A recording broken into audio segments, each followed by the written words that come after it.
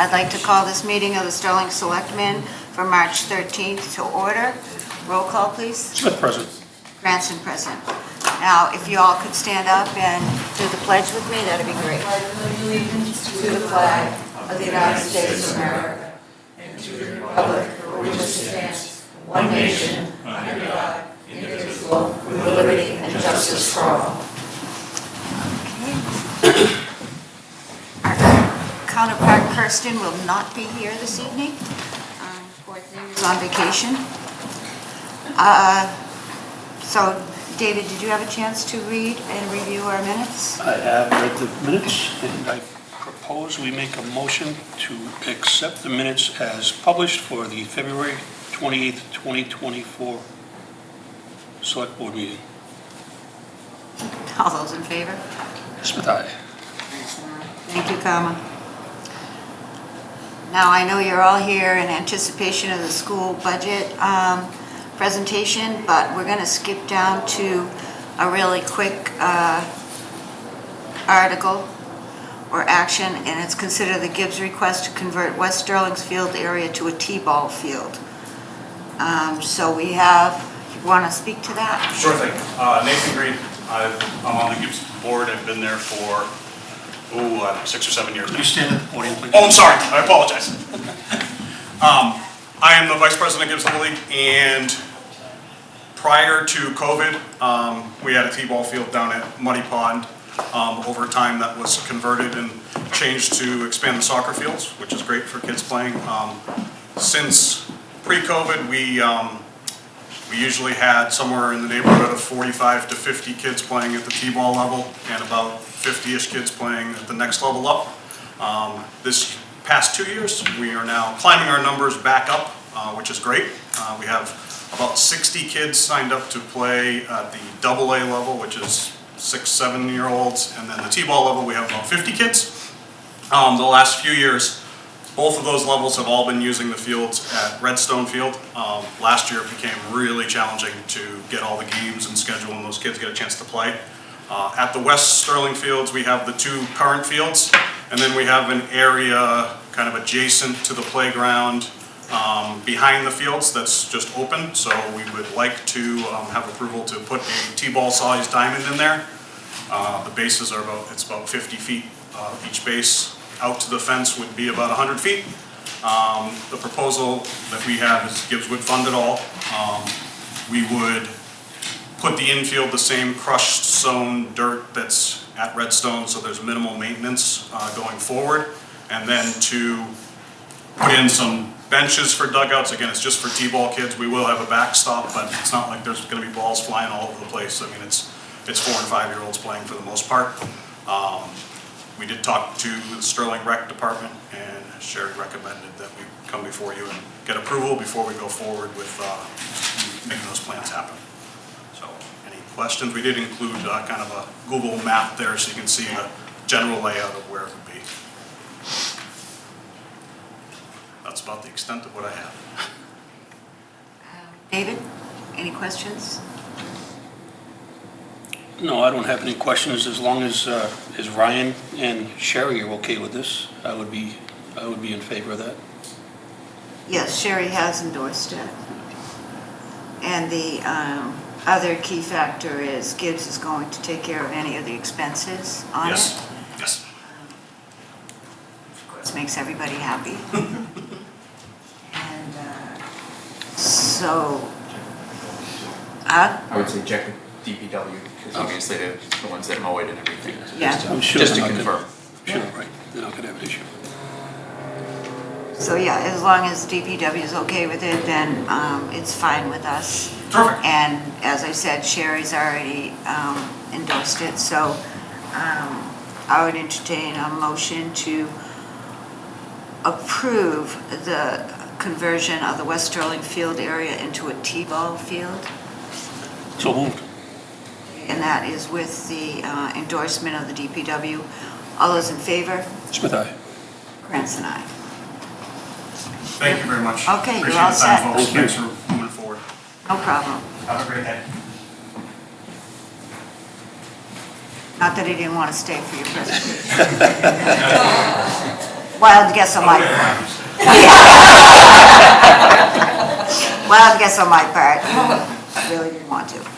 But, okay, so now we have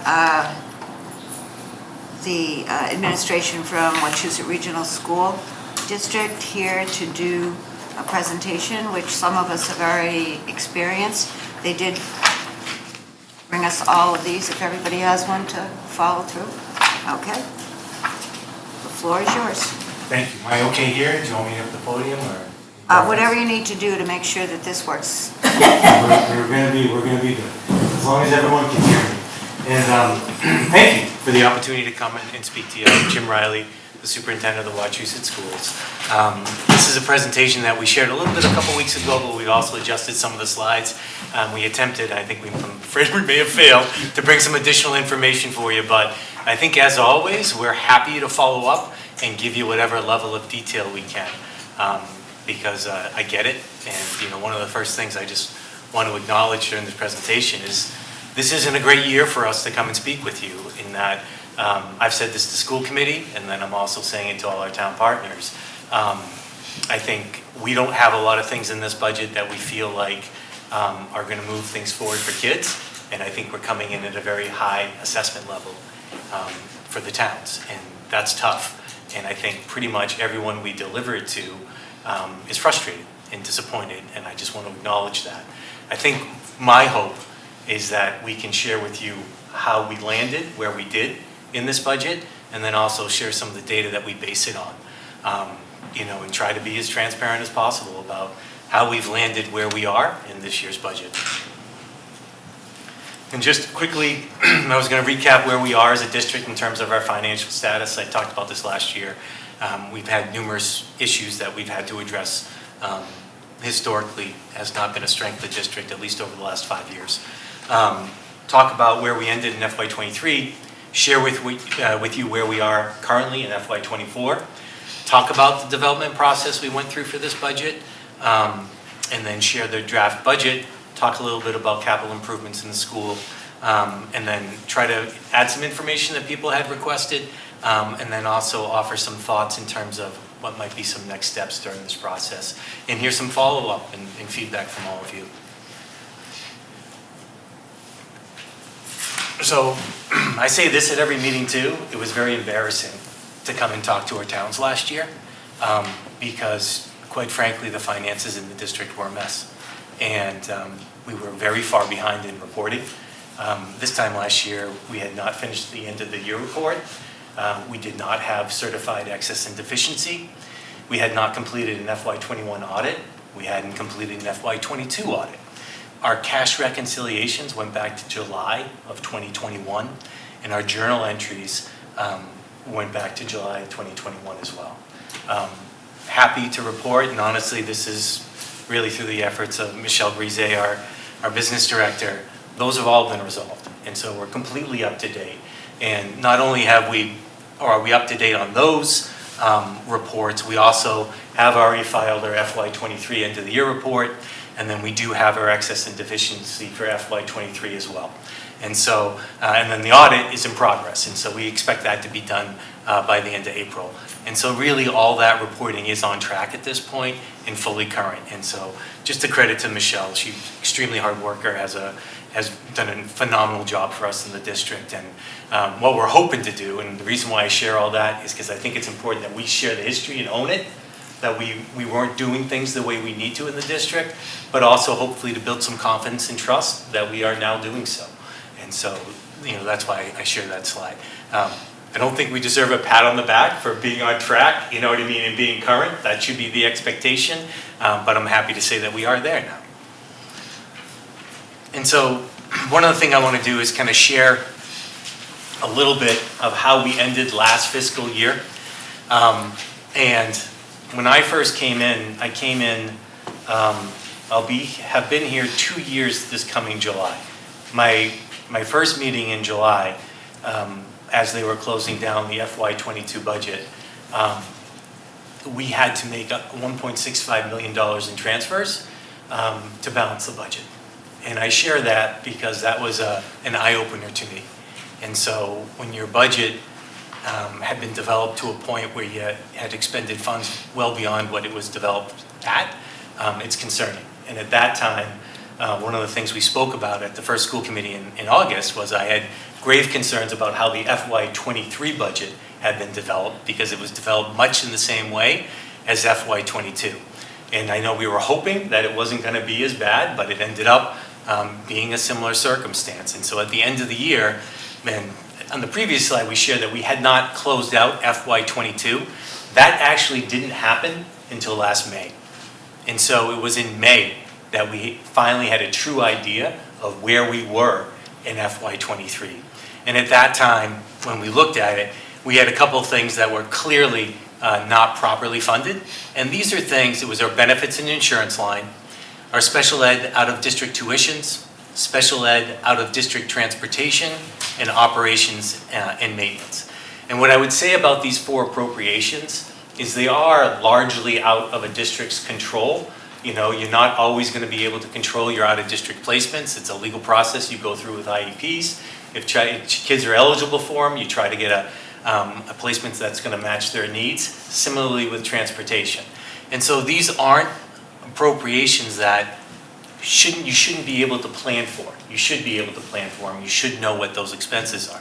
Same thing with benefits and insurance. You should know what the rate increase is going to be. That should be a pretty clear appropriation every year in the budget. And then with maintenance and operations, I think it's been a struggle in the district. I don't think that's been a properly funded line for a long time. Personally, I would say that the district hadn't committed as much as it should have in terms of our maintenance effort for our buildings. And our buildings are aging, and so I think that that's always been a need, but it was also the first thing, if they were going to cut, where they cut. It's traditional in school systems, they don't put the money into maintenance, which they should. And so at the end of the year, we had to make adjustments to make sure we balanced the budget. But at that time, we became very worried, because if those line items were flawed in 23 and we weren't able to actually see them, the chances were that we would be concerned with how we budgeted in this year's budget, FY24. And so that's why I add at the end, these deficiencies also impacted FY24 budget, just because the budget had already been passed at that time. I think this is great news, but what I would say is luckily Michelle had caught the benefits and had made adjustments in transportation. And then operations and maintenance, we knew traditionally was going to be more than it had been the previous year. So she was able to make adjustments in all of those appropriations in the budget as it passed. But as I'm going to share, special ed out of district tuitions, that's still a line that had not been properly appropriated in the budget, and we had to make an adjustment this year. So at the end of the year, we amended the operating budget by $950,000, and we did that by using excess and deficiency. So we sent a notification to the towns the day after school committee voted for it. We also were able at that time, and it's not on this slide, but it is on a later slide, to reduce town amendments by $200,000, and we used excess and deficiency for that. One of the issues, though, for that FY23 budget, and then also show in FY22, is that we were already using excess and deficiency as a revenue source to make that budget. And so one of the concerns, or one of the issues for us in this year's budget, is we don't have a good solid revenue source to offer relief in the towns. This would be a year where I would say we should be looking at our reserves and saying, is there anything we can do to hopefully minimize the impact on some of our towns, because the assessments are high. We don't have that balance, we don't have that ability. Between our revolving funds and excess and deficiency, we have approximately $2 million. And that sounds like a lot of money, but when your operating budget is around 116, it really doesn't account for a lot of wiggle room. And as I kind of shared earlier, we're still really closely watching our out-of-district special ed tuitions, and our assumption is that we're going to have to at least use revolving funds to balance that out this year.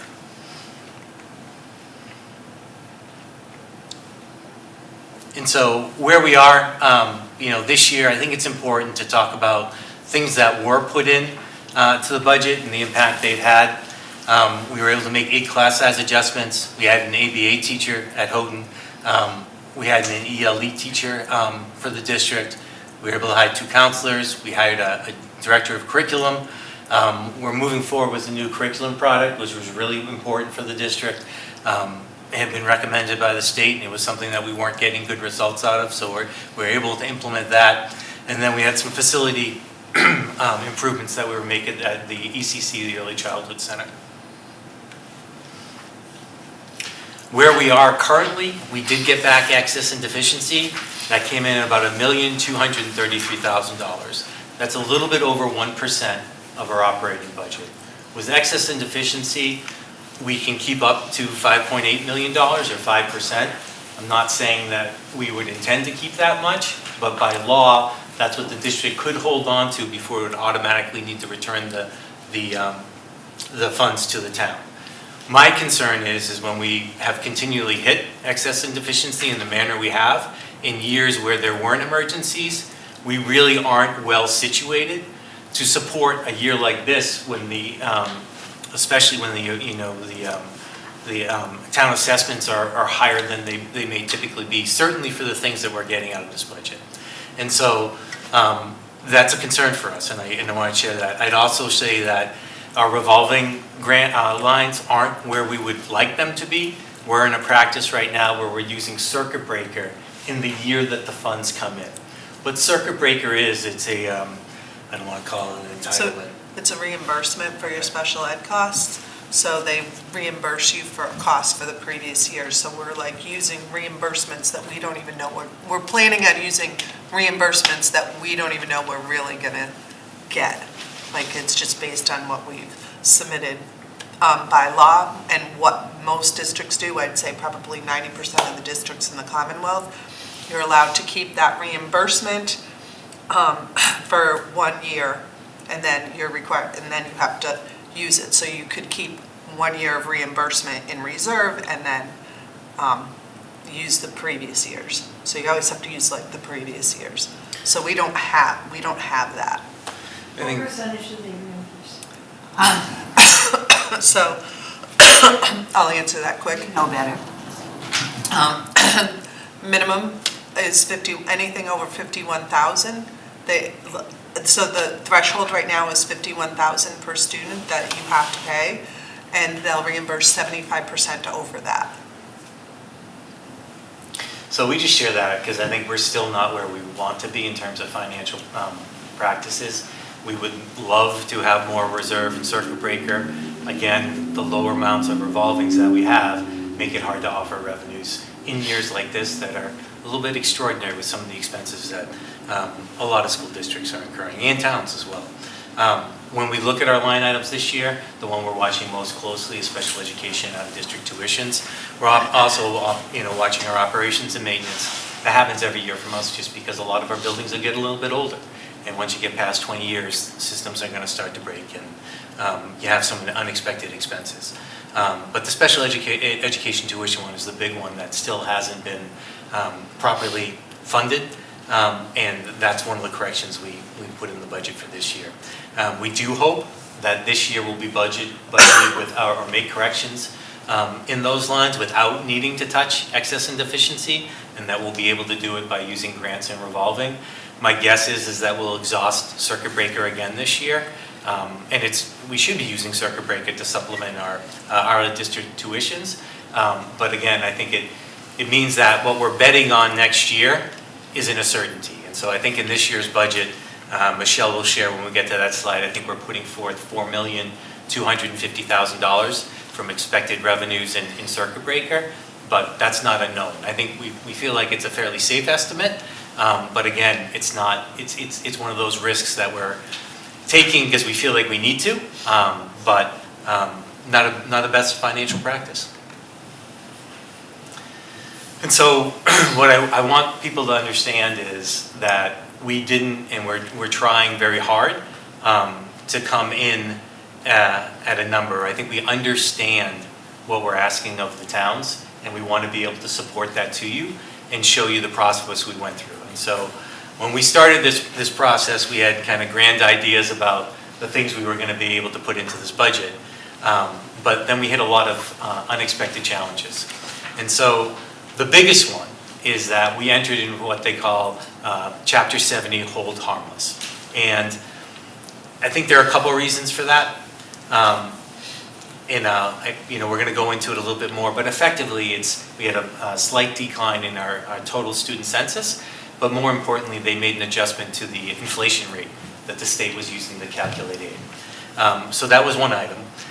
The other one was we needed to adjust that special ed tuition line, out of district tuition line, and make an adjustment so it was properly funded, finally.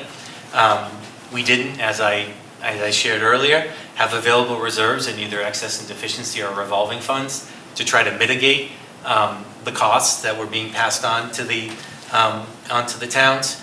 And unfortunately, and this is happening every year to all of our towns, a greater financial responsibility is being placed upon the towns from the state.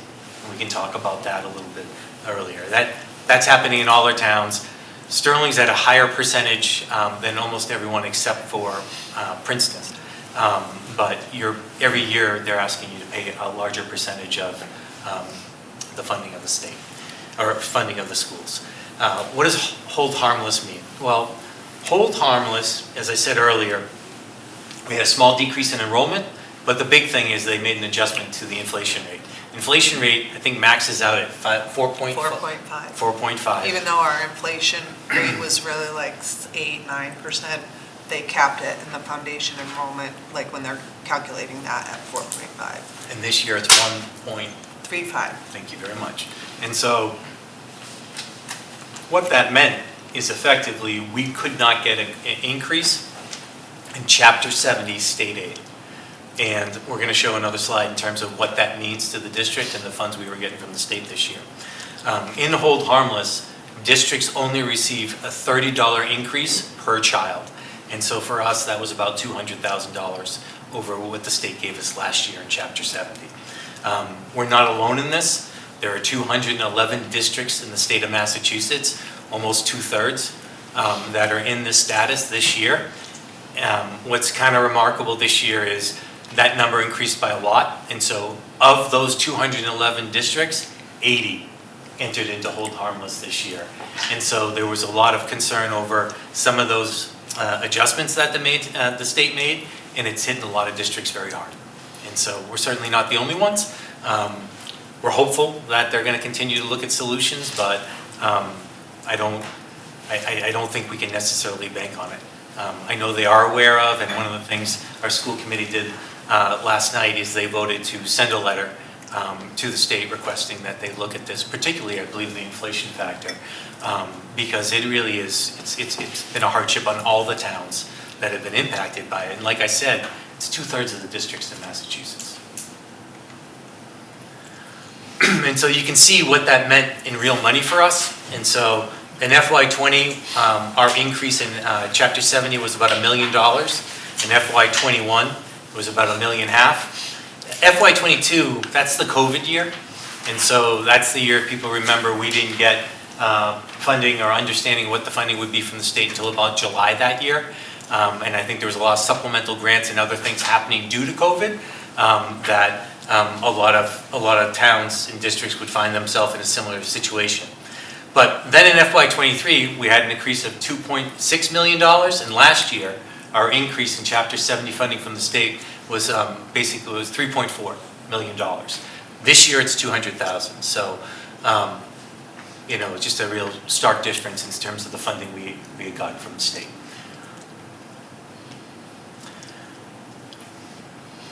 And so, what are special education out-of-district tuitions? They're fees for students attending specialized programs outside of the district.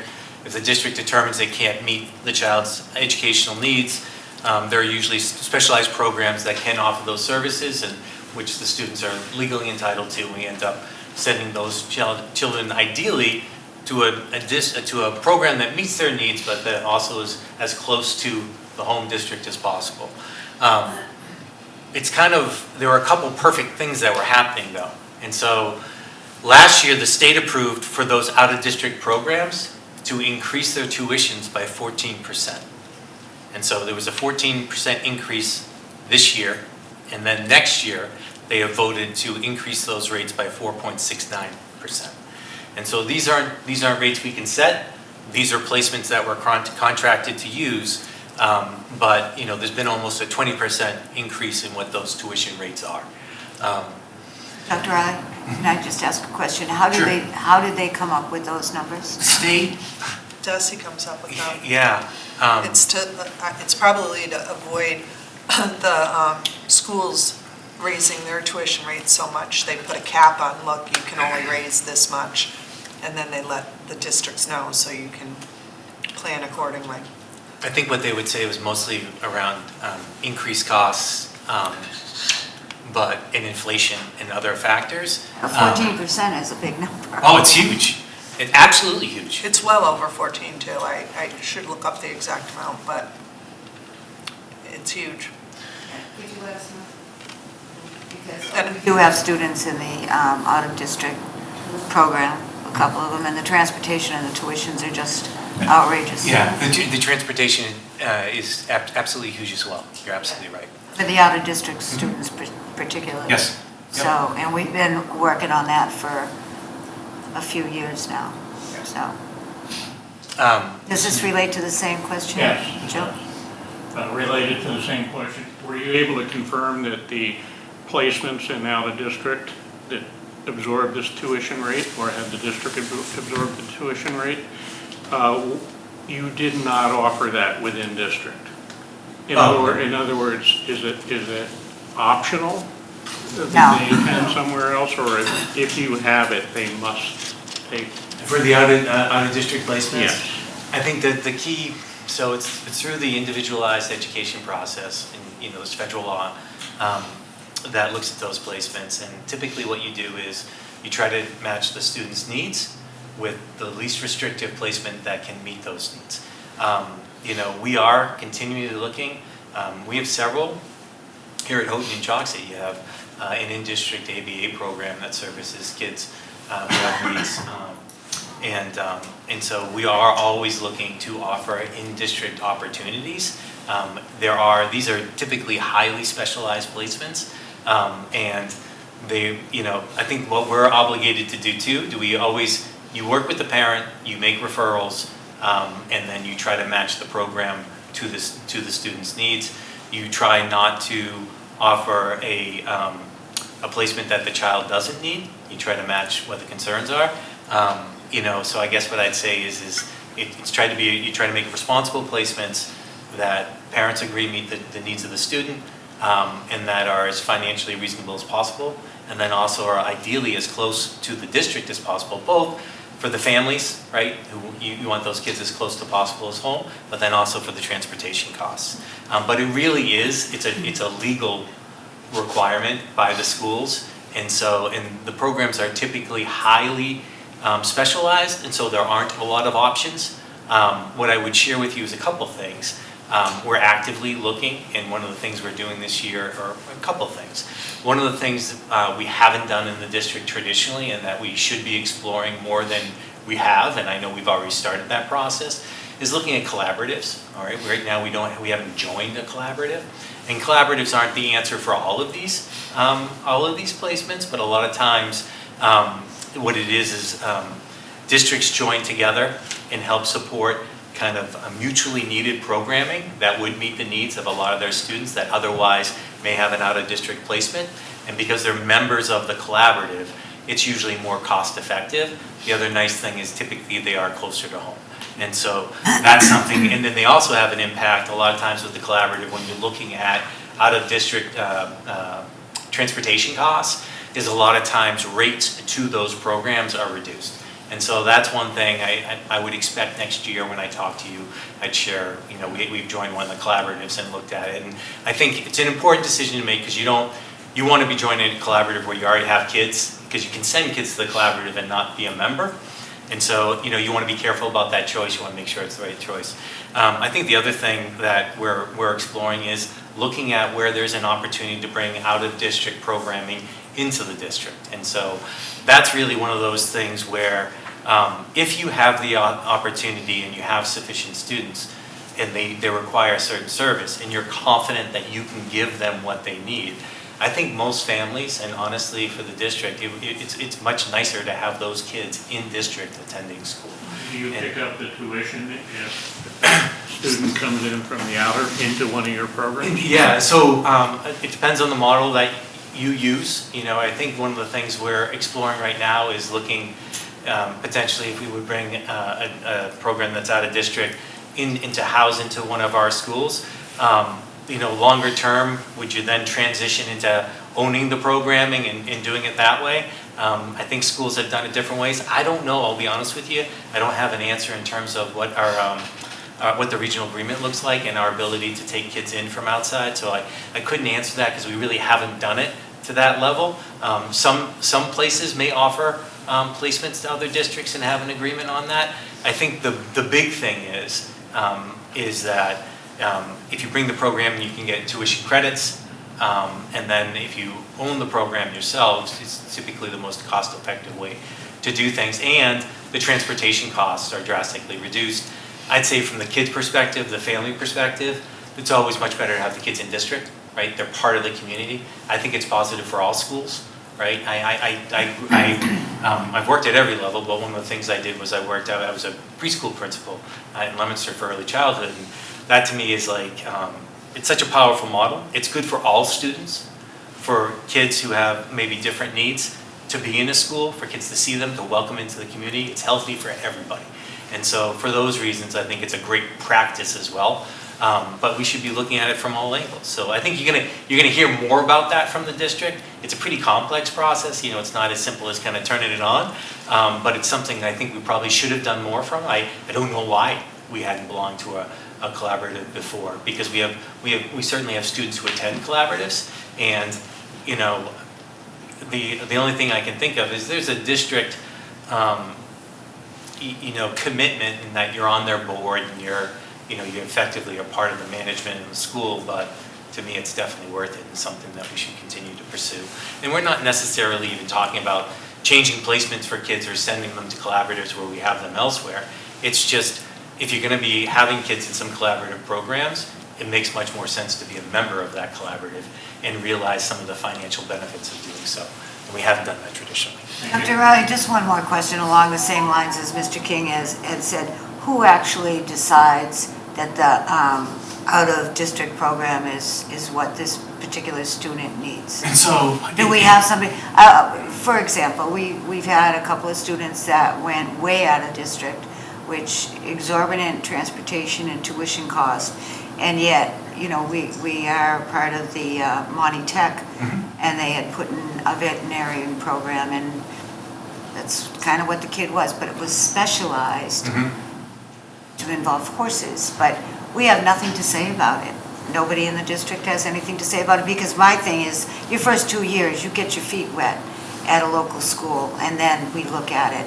But as soon as the request comes in, we have to follow through, according to DESE? And so I'm not sure, so Monty Tech is a vocational program. Right. And so you might be, and I'm just asking for clarification to make sure I understand. Sometimes vocational students may have a desire for a different vocational program, and sometimes the sending town may be required to send them to such a vocational program if it's not offered at the vocational school who they're contracted with. So if Monty Tech didn't have a vet tech program, the person was interested in a vet tech program, the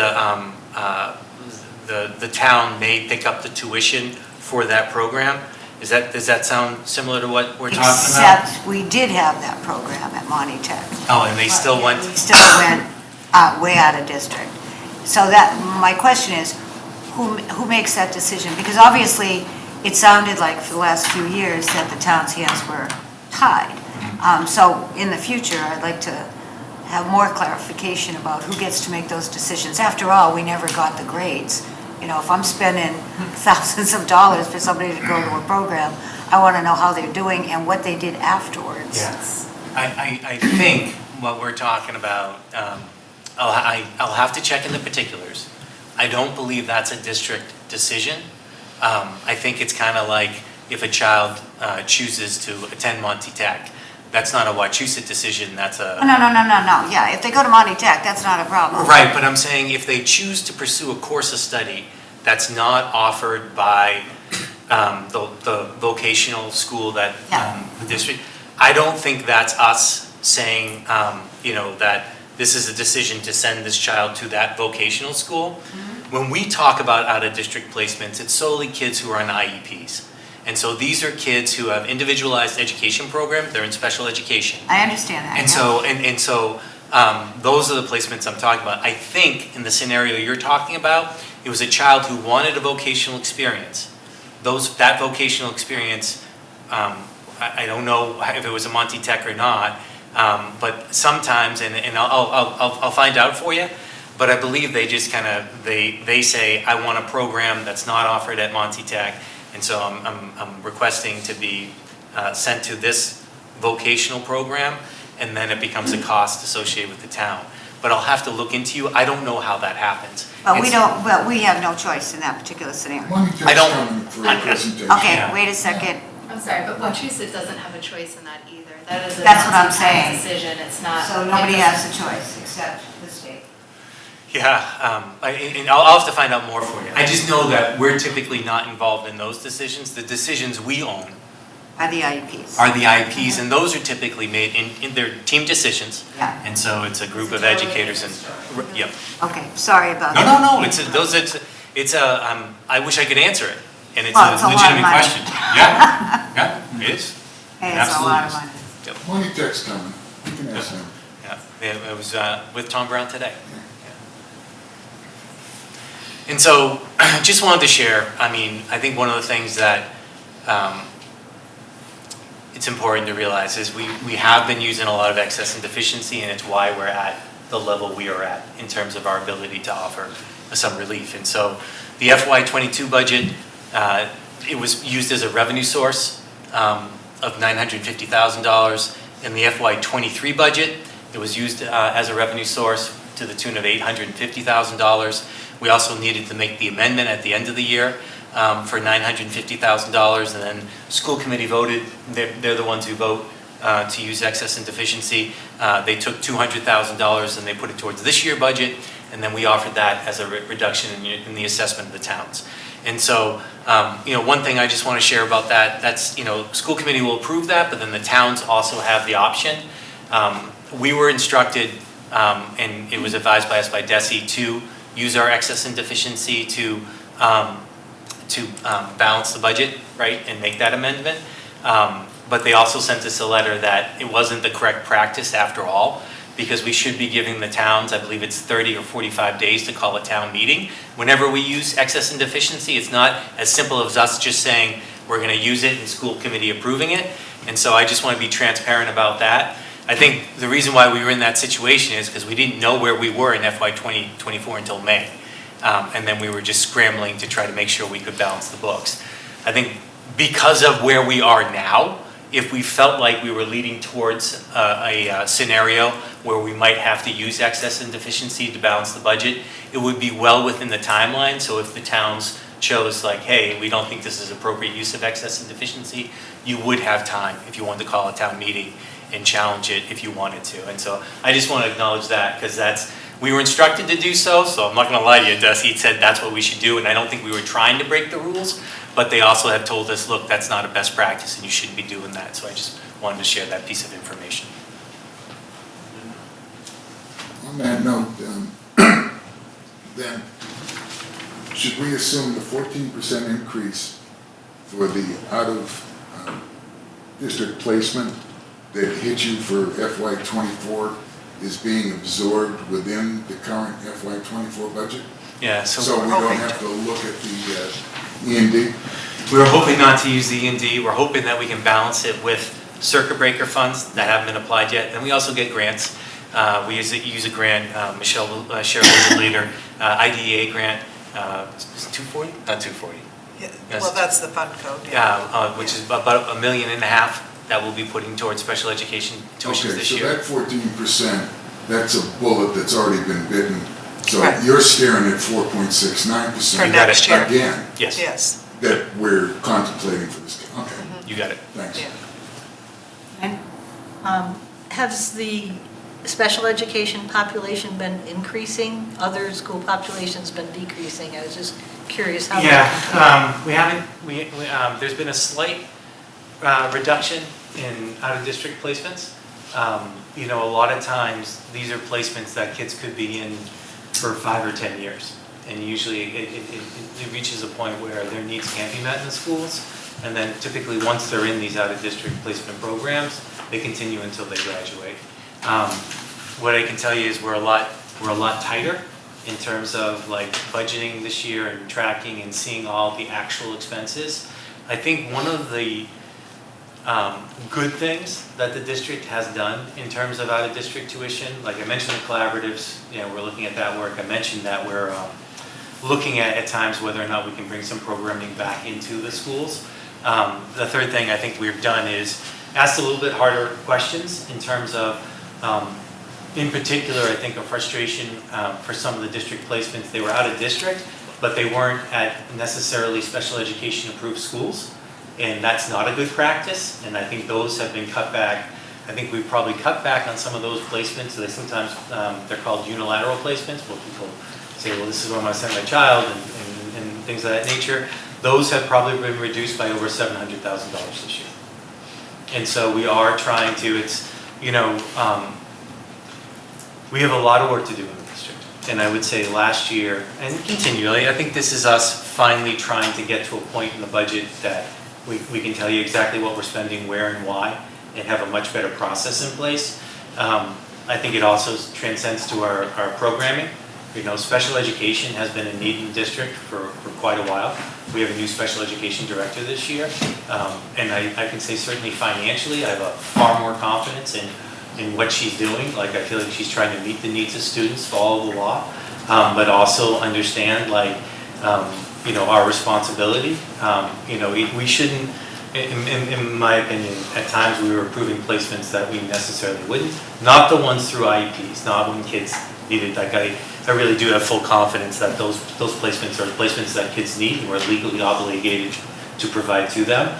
But I think at times that we were probably okay with placements in schools that I don't think that was a great practice. You know, I think we have to be honest about that, but I'd also say that we have pretty directly tried to address those situations and made headway. So that line actually has come down in terms of overall expenditure, but not at the expense of kids, you know, so. One more question on Let's special move ed. on, okay? I just got one more question, Maureen. When coming up with costs on the foundation budget, Desi allots extra money for special ed, albeit clearly not adequate. They use 3.93% for in-placement special ed to calculate their extra funding. So that's about 4% of your student population, or on 7,000, it's at 280 children.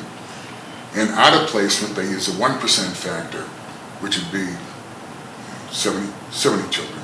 Does that match up with what we're seeing in our district?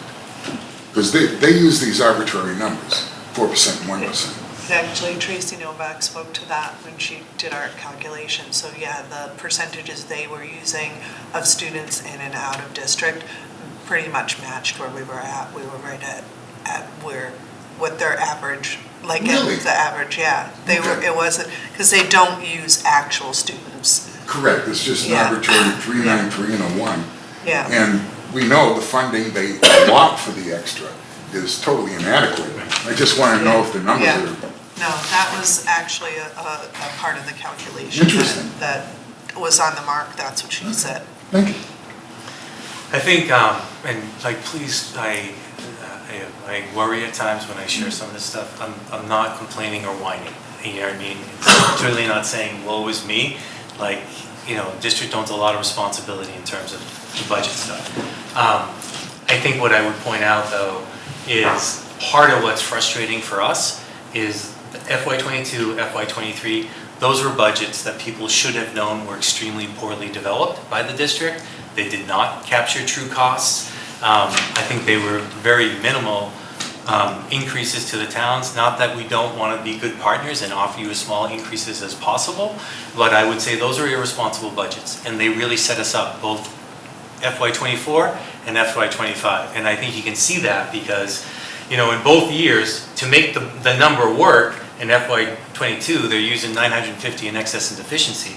And then last year, they're putting 850 in it to make the number work. And then on top of it, have to balance because the appropriations weren't even properly funded. And so it really does create this kind of critical level where you haven't had responsible budgets, at least financially, on what your needs are. And it kind of compounds over a few years. And this is, hopefully a year where we're getting out of that, but it is another reason why we're having some of the issues with the numbers we're coming in at. I think the other thing, and I mentioned a little bit earlier, the state determination of each town's share of net school spending continues to rise. Basically, the state looks at it, and I'm trying to, Michelle, I'm not going to have the right one. Is it 8416 or what do they head towards? In terms of what's the maximum amount a town can pay towards net school? 82.5. Yes. But in a regional town, it's actually 90%. The target is 82.5%, and that is the maximum for non-regional municipalities. Unfortunately, for towns within a region, there was no backstop at all until 15. Linda can answer this. So now it's 90%. I'm sorry, that's not Linda, true. It is. Linda, would you? I'm sorry, it is 82.5 as a stop for all regional or municipal. It's not. Yeah, It's not I believe separate. that to be 82.5 It's not. as well. That is a I mean, target. we can look at a That's DESI that- and we can look at the charts that are put out. Yeah, It we is can, clearly I'll dig into I will. it. All right, let's not Okay, talk I'm not at the gonna same argue with time. I think what I would want to share about it is not many towns are actually at that maximum cap number. And so what happens naturally every year, depending on the state's assessment of the town's ability to pay, and they look at a couple of different sources, I think it's property values and some other things, towns can typically expect a 1.5, or if they're really far away from the target, I believe it can be up to 2.5, adjustment to the amount that that it's sliding from state to town responsibility. And that's almost like a built-in factor every year, that town assessments are going to be increased on the minimum local by that amount.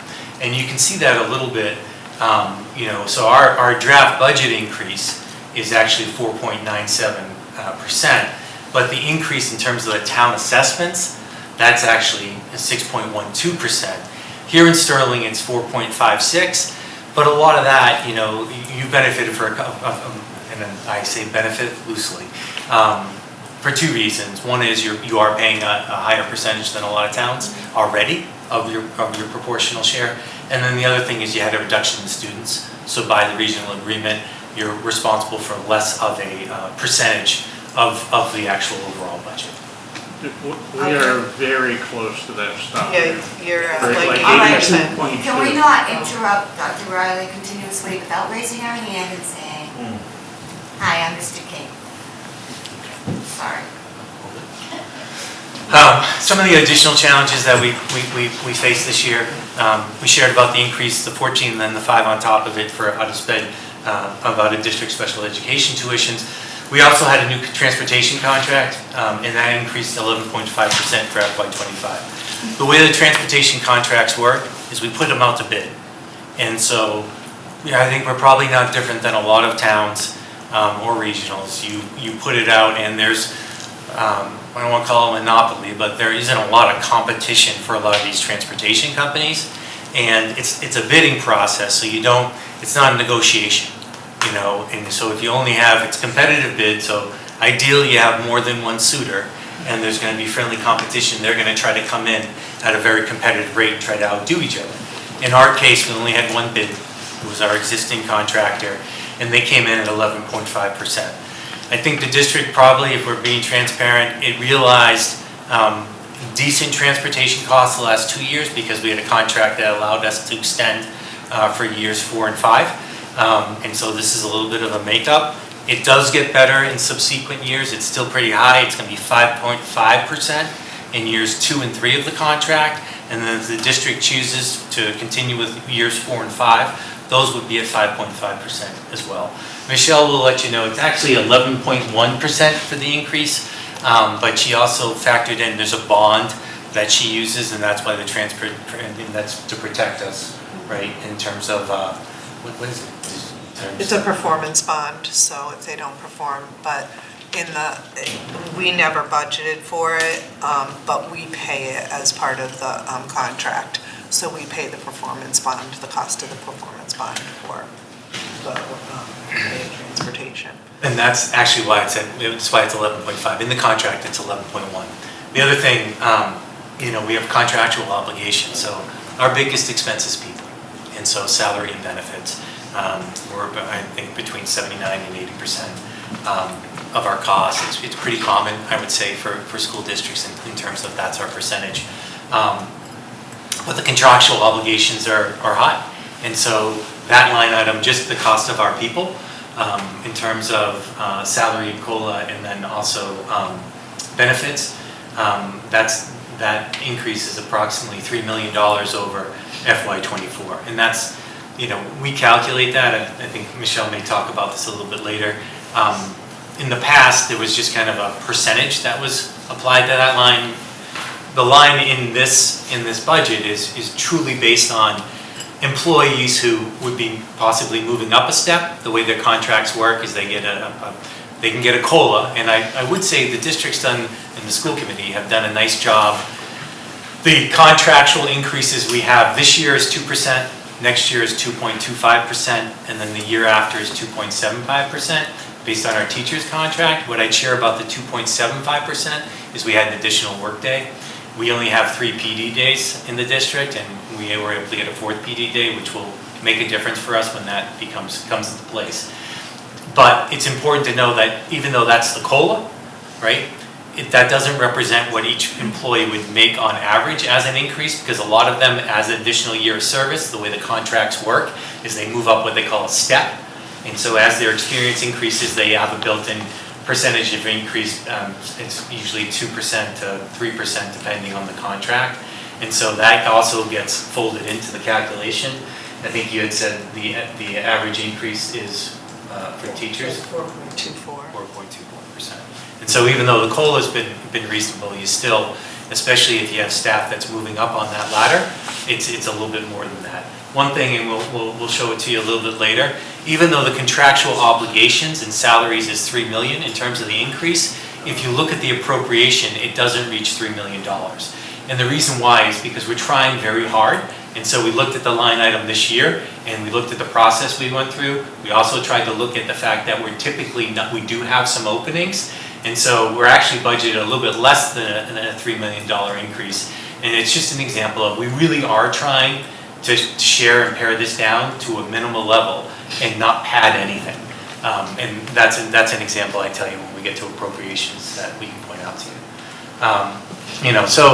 The budget crisis in detail, we had continued fallout from poor budget development practices, particularly in FY22 and FY23.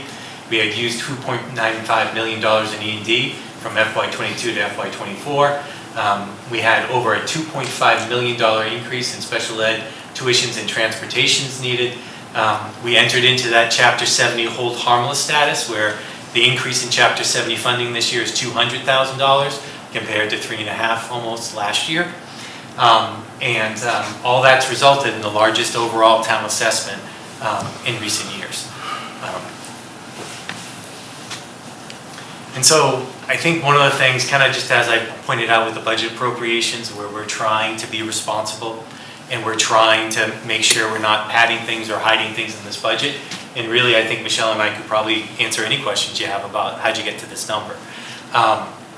This is not where we started, and I think when we first learned at the end of January what our funding was going to look like, it was a shock to the system. I don't think any of us were expecting it. I don't think the 80 districts who entered into this year were expecting it. We had gone through a development process where I'm charged. What I'm supposed to do is I'm supposed to be an instructional leader. I'm just trying to, how can we make our schools better? And so we went through a process where we met with 20 school principals and then departmental meetings, talked to people about what they need, what they thought would move things forward. We had a retreat with school committee where we got together and we looked at those funding requests, and prioritized some of the work we need to do. We just finished a strategic plan you know, a 3-year plan right now currently about how we can move the district forward. And we were trying to make sure we hit as much of that as we could. And we were making sure we went through a similar process of what Michelle had done last year in trying to build the budget on actual expenses, you know, so really forecasting what the costs are going to be and not just saying, 3%, you know, all of those things. But when we got all that, you know, we came up with a few things, like we were going to try to honor some school and department requests. We were looking to really improve our technology this year, okay, with our new ELA program in particular, help the implementation of the program because of a lot of our teachers, they could use upgrades in their technology. We were trying to make some class size adjustments, and so it's really important, I think, especially in Wachusett, the way we service students, especially I would say at the elementary level, to have reasonable class sizes. And so we were hoping to do that, and then we were hoping to add some more counseling staff if possible. And then we're always looking at our facilities. None of that's really in this budget. And so I just want to share that those are things that we were hoping to do, but really have not accomplished in the budget. It's really just because we understood what we were sitting with. We understood what we were already asking the towns. And we wanted to be cognizant of that impact on you. And we wanted to be able to say to you, look, we know this is a large number, but this is why we're here. And really what we wanted to do is just protect essential services. And I'll show you a little while kind of what the cost is if we end up going to employees. This is, and this is the truth, this is as low as this budget can be without us touching people. And I'll share some of our staffing ratios with you. I know a lot of times people feel like we have a lot of staff, but in comparison to the state and then also our peers, we really don't. And so it's really important, you know, if we had impacts on our staffing levels, it would have a huge impact on services to kids. It really would. And so we revised our approach. We looked at, okay, what's essential in our strategic plan to move things forward. In particular, that's us supporting our new elementary curriculum, which we feel like is definitely going to make a difference for kids, and we'll be implementing that next year. One of the lines that you will see increased in the budget is our, is it instructional services? I'm trying to think what curriculum is under that line item, and you'll see that that increased by a couple $100,000 to afford that program. But it's also it's the only thing that we've kind of added to this budget because I'll be honest with you, we have to. Like that's a move that we have to move on from the program that we currently had. And honestly, it's a program that you could read about. There are articles about it in papers, and that's really encouraging people to move on from that program because it's felt like it's not beneficial to kids. We looked at some facilities work. The high school's in trouble. High school had their last major renovation about 20 years ago. And it's common after 20 years, you're going to start needing to see some upgrades in the capital of your buildings. Right now at the high school, it does not have a fully operational, or I would say this, a consistently operational intercom and communication system. And so that's a problem in that if we had an emergency or there was a need to communicate to the entire building, it's not as consistent as it needs to be. And that's a need that has to be addressed, so we have built that into the budget. The other thing in the high school, if you went to our auditorium, we don't have a functioning sound system, and we're renting a sound system this year. You know, we hear a lot about Wachusett sports, and they are great. The girls are in the state finals on Friday, the girls basketball team, which is a great story. But there's also a wonderful arts program, you know, music, art, other things, and those kids put on a lot of wonderful performances, and you know, both through the theater, but also through the music, and those kids, you know, deserve a functional system, so we do have that in the budget as well. And so we looked at that. And then we're hoping to, we have not made class size adjustments in this district. You know, I'm hoping to hold on to our current staff. It didn't feel appropriate or right to come and say, hey, we could use another teacher here or that, and so you don't see any of those requests in this budget. What we're hoping for, and some of the work we've already done, is we are always looking at our staffing. I think we do owe you an answer to make sure you understand that we're using the money that you do give us in as responsible manner as possible. And so we have had some, you know, additions to staff that have been cost neutral. And so we won't replace certain positions, but then we'll use the money in a different position that we think may have greater value for kids. And so we are doing things like that. I think we're hoping that we're gonna be able to identify some of those things. Like, I'll tell you, one of the areas we're watching is Houghton. Your kindergarten class potentially could be larger than it was before, and we potentially may need to add a kindergarten classroom at Houghton. And so our hope is that we're gonna be able to identify cost savings within the current budget and say, hey, we don't need to replace this position, and then say, but now we can afford to have another teacher if the kindergarten plays out the way we think it might.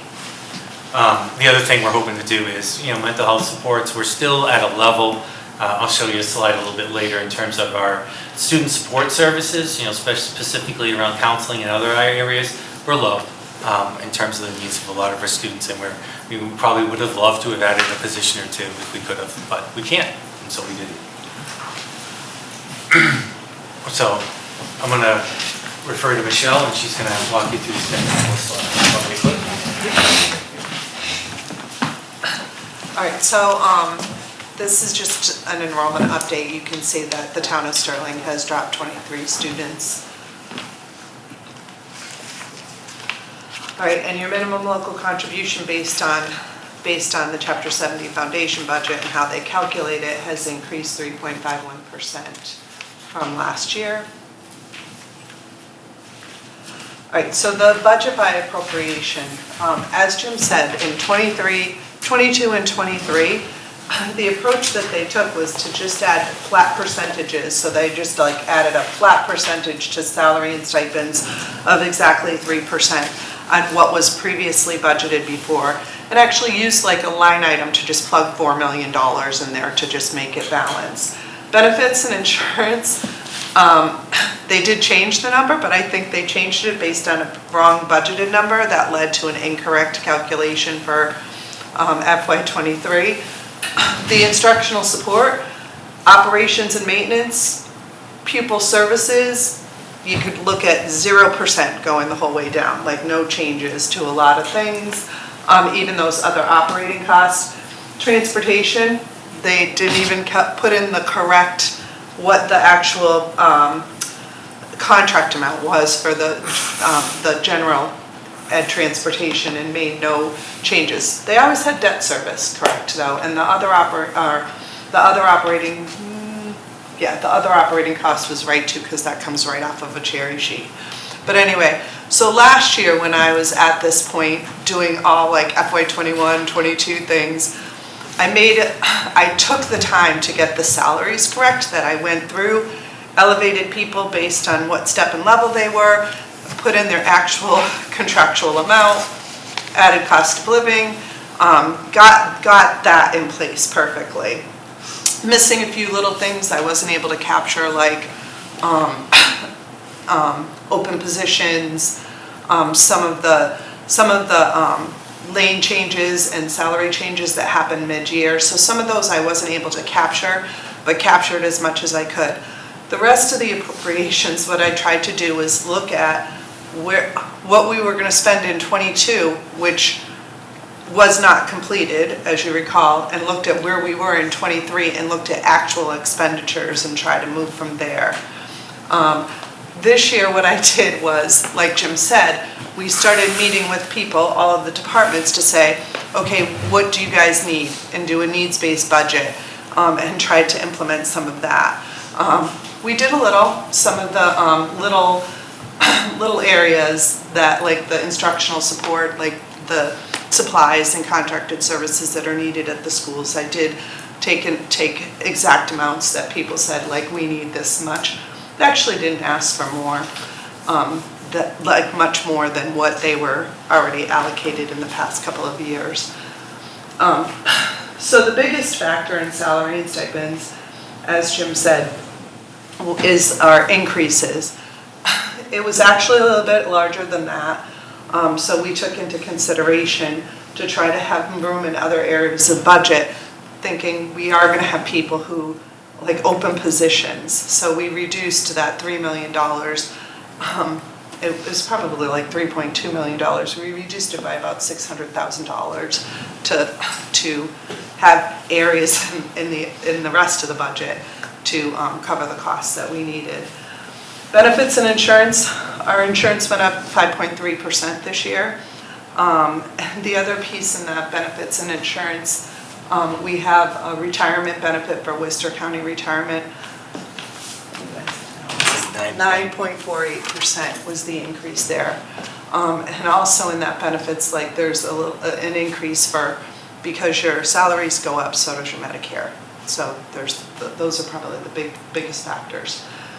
The instructional support, that increase there is mostly due to the curriculum materials that we need and the commitment to the curriculum change for our ELA curriculum for K through 5 was an additional $250,000. Our operations and maintenance, we did have a reduction in our oil costs. We were able to lock in with French River Educational Collaborative in June, and that savings, we were at $920,000 last year. We're going to be about $788,000 this year. So there was a reduction there. Also in that line, the big increase that you're seeing is we put aside $500,000 to fix things at the high school and to make some improvements at the early childhood center for a generator that didn't get finished in this budget. So we are looking to get those two things done. That building is the only district building that doesn't have a generator, and it houses our technology infrastructure, so if we lost power, that would impact across the district if we don't have a plan to do that. And then also, I think if there's ever a school where you don't want kids to panic, it's when you're dealing with 3 to 5-year-olds who, you know. Michelle, do you have a breakout anywhere on that $500,000, what it's actually going for? Did we do? I can send them to you. So we have a couple quotes that we're looking for. Yes. Basically, it's 150, I might have a slide for it, but I don't know, and I'm not sure who's included in your quotes. If we gave you the district quotes as well, but we can provide them to you. Basically, and we have to do further work on it. The quote for the generator, we had allotted $100,000 last year. We're putting another $150,000 towards it because when we got an actual quote and installation, 2 things happened. The lead time to order a generator was over 60 weeks. 60 weeks, so we knew we weren't going to be able to do it. But then the installation cost and other things, the final estimate I think was $248. But I can definitely, I'm happy to send that to you. I can show you that quote. And then estimates in terms of what we're able to do in the high school, it's a few things. They're looking at intercoms, potentially phones, and believe it or not, clock systems. And they're trying to do that as cost effective as possible. I think estimates on that right now is it's around potentially $260. And then an early quote on sound system, I think has come in at is at 86. I think we're hoping to do better on all of them, but those are our placeholders for all that. Obviously, we know the biggest thing for us in terms of the high school is the intercom. And so that's the one we hit first. But you know, that's our best estimate in terms of what we've gotten for original quotes for those improvements. And I can send them all to you. And I apologize because we actually included them. We did another presentation. We forgot to add it for this one, so my apologies. And I tried to adjust in here too for some of the expenses for maintaining our buildings. It's been every year. It seems like we just can't budget enough to maintain, you know, what goes wrong in the buildings, all these little things, and it ends up quick. So the next line, pupil services, that is for our the health offices or our nurses' offices and athletics. Our athletic program expenses were taken out of this line item, and most of the cost is being covered through revolving accounts, kids paying fees and all that. However, at this point, those revolving accounts are they're overspent. And what happens with that? That just reduces our E&D. But at some point, the state will probably say, no, you got to start putting that back in the budget instead of it just hitting E&D in the end. But the increase here is we have AEDs all over the district. They weren't being maintained, or actually the nurse was trying to maintain them through a grant. So they have to be, every year have to be checked, calibrated, the whole 9 yards, and it's almost $14,000. So that's the majority of that increase in that line. we talked about the special ed tuitions. Let me give you the actual numbers.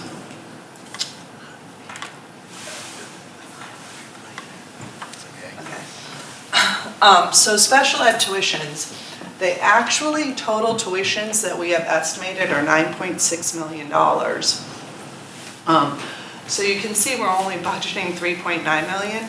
We are anticipating using 1.5 million in its IDEA to cover some of those tuitions. It's a grant an entitlement grant that we get every year. I think we got 1.89 million this year, and the rest of that we use for contracted services for special education students.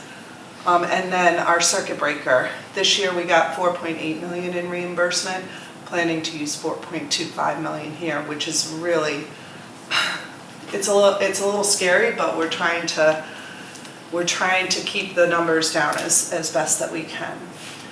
And then the other operating costs, those are our charter school tuition out students and our school choice tuition out students. It's numbers we get from the cherry sheet to predict how many students we're paying for that are going out of the district to charter or school choice, through school choice. And then our transportation, we talked about, we had the one bidder that came in with an over 11% increase. In addition to that, I raised in that transportation number, I raised what out of district and in-district special ed costs were as well. Those hadn't been adjusted, so raise them to above what we've been paying for this year, increase of what we've been paying for this year. I know there was some comment about transportation and our reimbursement. So we only get reimbursed from the state for our regular ed transportation for riders over 1.5 miles. So that regular education contract is about $5 million in there, a little over $5 million. The rate that they had on the cherry sheet is an 80% reimbursement rate is what they're looking at for FY25. I did the numbers too. What it looks like we're getting back this year is 70%. The year before it was 90.2%. I'm just wondering if they're kind of coming in between. But sometimes people look at that 9 million and think we're getting 80% of that back. We're not. We're only getting the regular ed transportation for riders over 1.5 miles. And I think on the end of year report, I looked it up. I wrote it down, but I forgot to bring the paper. That's about $3.6 million. So that's where our transportation reimbursement lies. And our debt service, you can see some debt came off the books. I think there's a little bit more coming off next year too, but a very small amount. That was about a $1.4 million decrease. All right, our revenue, you can see we talked about this already, our Chapter 78. Only an increase of that $30 per student of $200,000. Again, the transportation, so that 2.9 million is calculated on the 80% reimbursement that we had filed for FY23. Our charter aid going down a little bit. Again, that comes from the cherry sheet as to what the state's going to reimburse us at. So that's our state reimbursement. Our Medicaid reimbursement, we're staying steady. We look like this year, we budgeted for $750,000.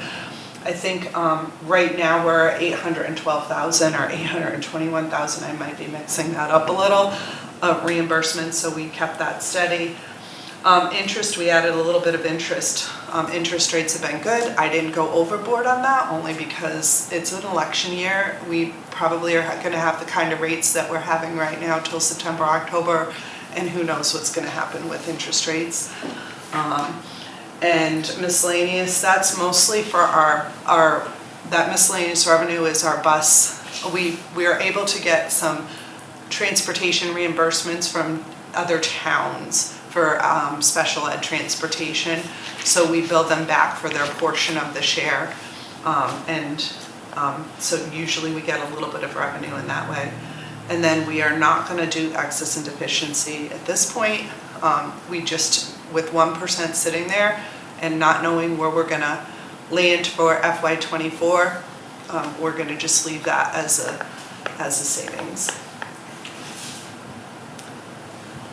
So your assessment, your change in your assessment from last year is up 4.56%. That might be it. Okay, so then we have, okay, so George, right? Yes. He asked the question about what's the difference between what the Chapter 70 foundation budget calculation is and what are our actual expenditures. So in order to compare apples to apples, we had to look at FY '23 because that's what the foundation was then and then what we actually have done now. So the foundation budget, what that is the state takes 11 of functional areas and 13 categories of students, and has actual rates for each of those functional categories. And they come up with how much is it going to cost to educate a student, like what you minimally need to spend. It does not include transportation, debt service, or any thoughts from grants or revolving accounts. So right off of DESI's website, right off of DESI's things, the foundation budget represents the minimum amount a district must spend in its operating budget in order to provide an adequate education. Almost every, and I think it's only 12 districts, maybe even less than 12 at this point, spends more than is required with communities with the highest requirements spending well above those requirements. So every district, with the exception of like, it might have been 8 or 12 last year, which they end up, if they've used money out of revolving accounts or things like that, they have to go and meet net school spending and will leave money where they can. So we did the actual calculation. So there's the categories, the foundation budget for FY '23. Like I said, I don't have, unfortunately, I would have done it for this budget, but I'm not gonna lie to you, what happened is we have a long code and a short code. And in my spreadsheet, I didn't bring in the long code to be able to sort by DESI function code. And I'll bring it in next year, if you wanna see next year's, I will do this, Michelle, but. might I just add something? The reason I asked for FY '25 and not '23, I knew we had actuals for '23. Okay, Is the biggest bone of contention this year is a 20% increase in your I'll use your word, discretionary spending, Yeah. which may or may not be discretionary. yeah, And that's why I asked for FY '25. yeah, There's gonna be variances every year, okay? And they're Yeah. gonna fluctuate and they're gonna have really no meaning to a lot of us. yeah. But if we could see why you're having a 20% increase from year to year in your discretionary, which is what the The point reason was. we had that increase, simply the reason why we had that increase is because we didn't get an increase in our Chapter 78. Well, If we had got that increase in our Chapter 78, that would just reduce our discretionary funding. okay. Or if we had E&D to throw revenue at you, that would decrease our No, the spending. E&D, I'm totally on board with you, and unfortunately, Yeah. I don't know how you run with a 1%. It's Yeah. impossible, okay? Yeah. Having $1 million on a $100 million budget is ridiculous. Mm-hmm. So, but as far as the Chapter 70 goes, we all know there is no calculation for Chapter 70. It's a byproduct of the foundation budget Mm-hmm. and the minimum required contribution. That's exactly it. Okay, so the required contribution actually went up $2 million this year for the towns, okay? The foundation budget only went up 1.5. So the towns were really saddled with another 2 million, although your foundation went up $1 million. And the reason you ended up with 200,000 of Chapter 70 increase is if you subtract 200,000 from, or 2 million from 1.5 million, you get a negative number. And with hold harmless, you can never get less Then what Chapter do 70 than you got the year before, okay? So that's how you ended up with 200 grand. George, do you have a question for Michelle? I do. So, and I was gonna bring this up Can I, later with the do you mind superintendent. if I finish this first? Please, go ahead. So we can Yeah, so you prove can our explain point. it, sure. So I can explain. So we, again, it only makes sense to me to compare a right year to, like the same year to the same year. And like I said, unfortunately, it would have taken me hours I to just to do it for FY '25. But just how it works, so there is a difference. Our difference between net school spending that we actually spent and what the foundation budget says is our net school spending and we're required to spend is 25.2%. Go to the next slide. Actual net school spending for FY '23, and this is the most recent data that's available because all of this information comes from that end of year report that I submit to DESE and all the school districts do, shows that foundation budgets are inadequate to fund most schools. They are. Approximately 98% of math schools exceed their foundation budgets. More than half of the districts exceed them by 40%. We're only at 25.2. On average, Massachusetts schools spend 46% over foundation. We're only at 25.2. Or we're in FY '23. In FY '23. And it will increase a little because we've actually, like last year, it was, Jim and I were walking in here and we're like, this isn't a fun budget for us to present. And last year it was exciting because we were able to come in and ask for things and do things and feel like we were making an impact and doing something. We don't feel like we're doing this year. We feel like we're doing bare minimum, just keeping us afloat. So to see that, we're not exceeding, like we're still low on what we're exceeding that foundation budget. You're 39% this year, Michelle. What's that? You're 39% this year. On my budget? Yeah. Which is why I asked for the All right, comparison. Michelle, you continue? Yeah. You're gonna make me go calculate I it. am. I will. I will. I just have to get those account numbers in there so I can do my spreadsheet. But anyway, so go ahead, Jim. So this is just to show you the spending above foundation budget. So, and we want to increase. Like, I don't want to be 25%. Our per pupil expenditures, we're 25th lowest of all the, we want to spend more on our kids. We want to do better for our kids. I think you're gonna find you're Mr. quite King? close to the dark tier average. Can For we this not, year, can we not just speak out and let them finish? We're Or at ask. 5, we're at 5. I'm not exactly sure if that's what you wanted, but Jim knows. I do now. Yeah. I didn't know before. I To be know honest you. with you, we were trying to get you, because for us, we can try to calculate, but then actual spending, you don't get that really certified by DESE until you do hand in No, I that. understand. And I'd agree, and look, I hope people know this, like, we're never putting things like this out to say, we're just trying to share the data. And like, something like this comes straight from DESE, and that's why I would want to acknowledge, no, you know what, we're gonna move up the last 2 years in terms of our per pupil expenditure. And then I definitely would agree, like, if it's 39% this year, and that's why I was trying to acknowledge, hey, it's gonna be higher this year, I bet. But then my assumption though too is so is the dark peers, is that their numbers are gonna increase as well.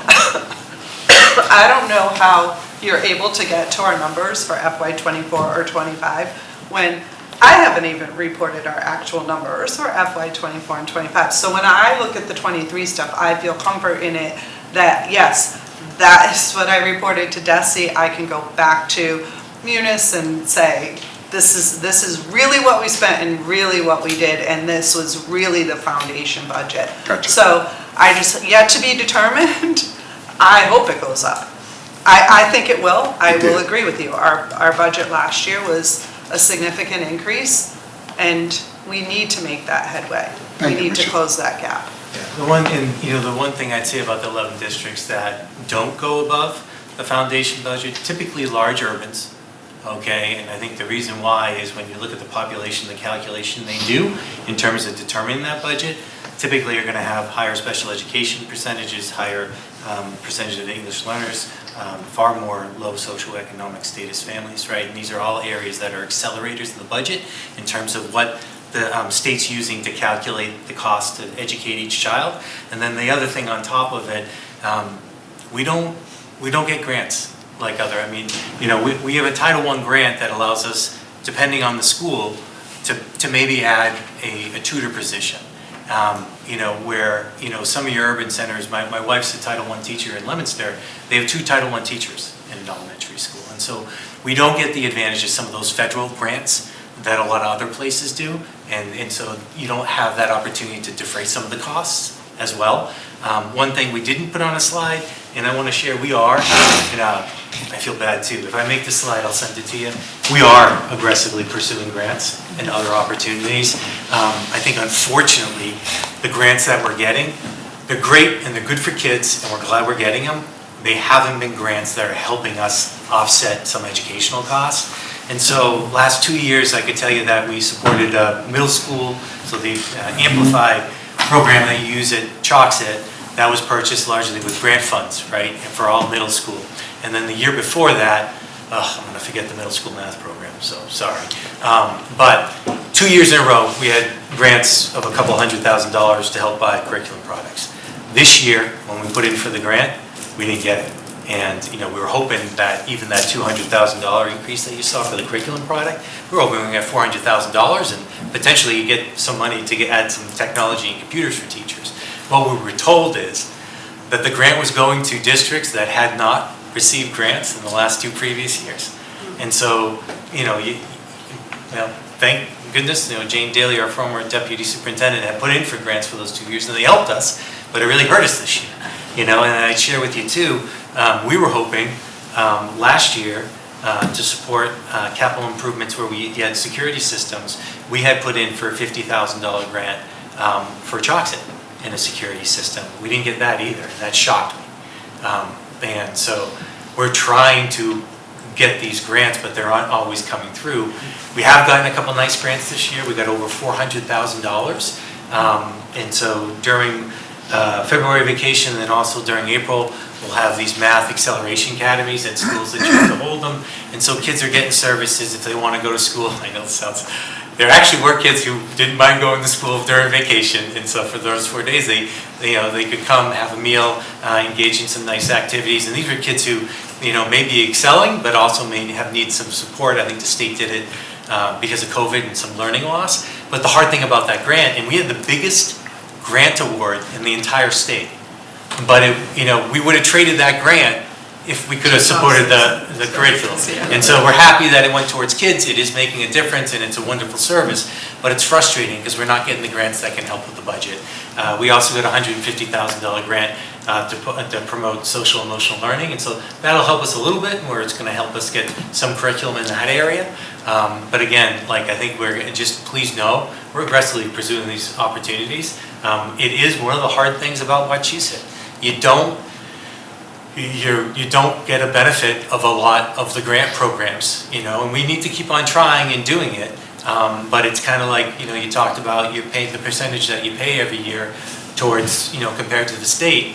You're in a situation right now where the state funding mechanism doesn't benefit us a whole lot. And so that's a frustration, and I just, want to acknowledge that. And so just sharing, and I'm going to give Bill a plug just for a second. And so I sat with Tom Brown, he's the Monty Tech, and if he's going to come and present to you, he'll say the same thing. Because when we think of Holden, we think of Bill. And Bill's a wonderful partner, like he really is. And he's Holden, you mean Sterling? Oh, Sterling. Did I say Holden? That's something I would do. So this is. I'm sorry. Is your name Bill? Don't worry, I call somebody in another town Bill and his name's Mark. We'll be at 6 presentations tomorrow in 2 weeks. So I know who Bill is. I know who Bill is. And I know he works in Sterling. I know him in Sterling. So I apologize. But one of the wonderful things, honestly, is that Bill always works with us. I think he takes really good care of the schools. And so, you've had a tiling program at the school, you have security. We haven't been able to get that in all of our towns, but it's going to be in place here in Sterling, so we thank him. There is some, we've put forth a project for phones, intercoms, and clocks, and we provided some of the early estimates we have on that. We've been extremely supported by Sterling, and we appreciate it. We know you may not always be able to support those projects. I think we very much, though, appreciate Bill's partnership and that he always looks at the projects. He's always walking the buildings with us and saying, yeah, this is what I see or what I don't see. And so I just wanted to say that, with the exception of getting the town wrong. Thank you, Bill. I think the other thing I would want you to know is we're putting money into the schools too when we can. And so I think by this summer, all right, now maybe a little bit off on my timeline, but we will have put almost $85,000 into Chocksit in Houghton. And one of the things that we've benefited from through the pandemic is the state and federal government have moved to the point where the cost for student school lunch lunch, yeah. is free. And so what that means for us is that we're able to recoup a larger percentage. More kids are buying lunch, and basically that means for a healthier lunch revolving account or food services revolving account. And so what we did, and again, I'm not asking for a pat in the back, but I think I am proud that we're trying to take this approach, is we're making sure that we're putting the money back into the systems in the schools. And so at the programs, you already have 2 double stack convection ovens. I think they're about 11 grand each. You're getting, I don't know, I'll have to check if you've gotten the 2 single unit dishwashers. You're gonna get, I don't think the serving lines actually are calculated into that 84, so you're probably gonna be over $100,000. But 2 reach-in refrigerators and 2 reach-in hot boxes. And so what you should do with that line is put it back into your facilities in your school. You know, we should be looking at our school lunch program as well. But the other thing we have on task, and I don't know if it's at Houghton and Chocksit yet, but we're also looking at cafeteria tables and other things.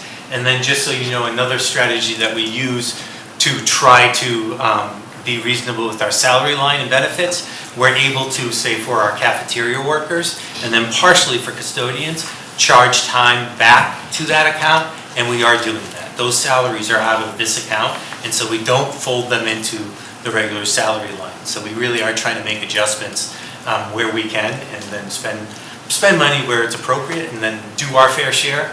You know, I don't complain about the maintenance that we're putting into buildings, because honestly, every year Bill's advocating, if he sees a need, he tries to find a way to help.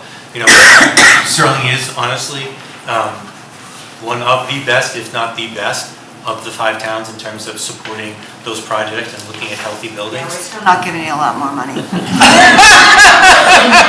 Praise us all you want. This is purely, honestly, purely thanks. And honestly appreciate Bill. I really do. And so just some things we want to share too in terms of things that we're talking about. Just so you know, last night we had a school committee meeting and we started talking about school choice. The district hasn't done school choice for a while.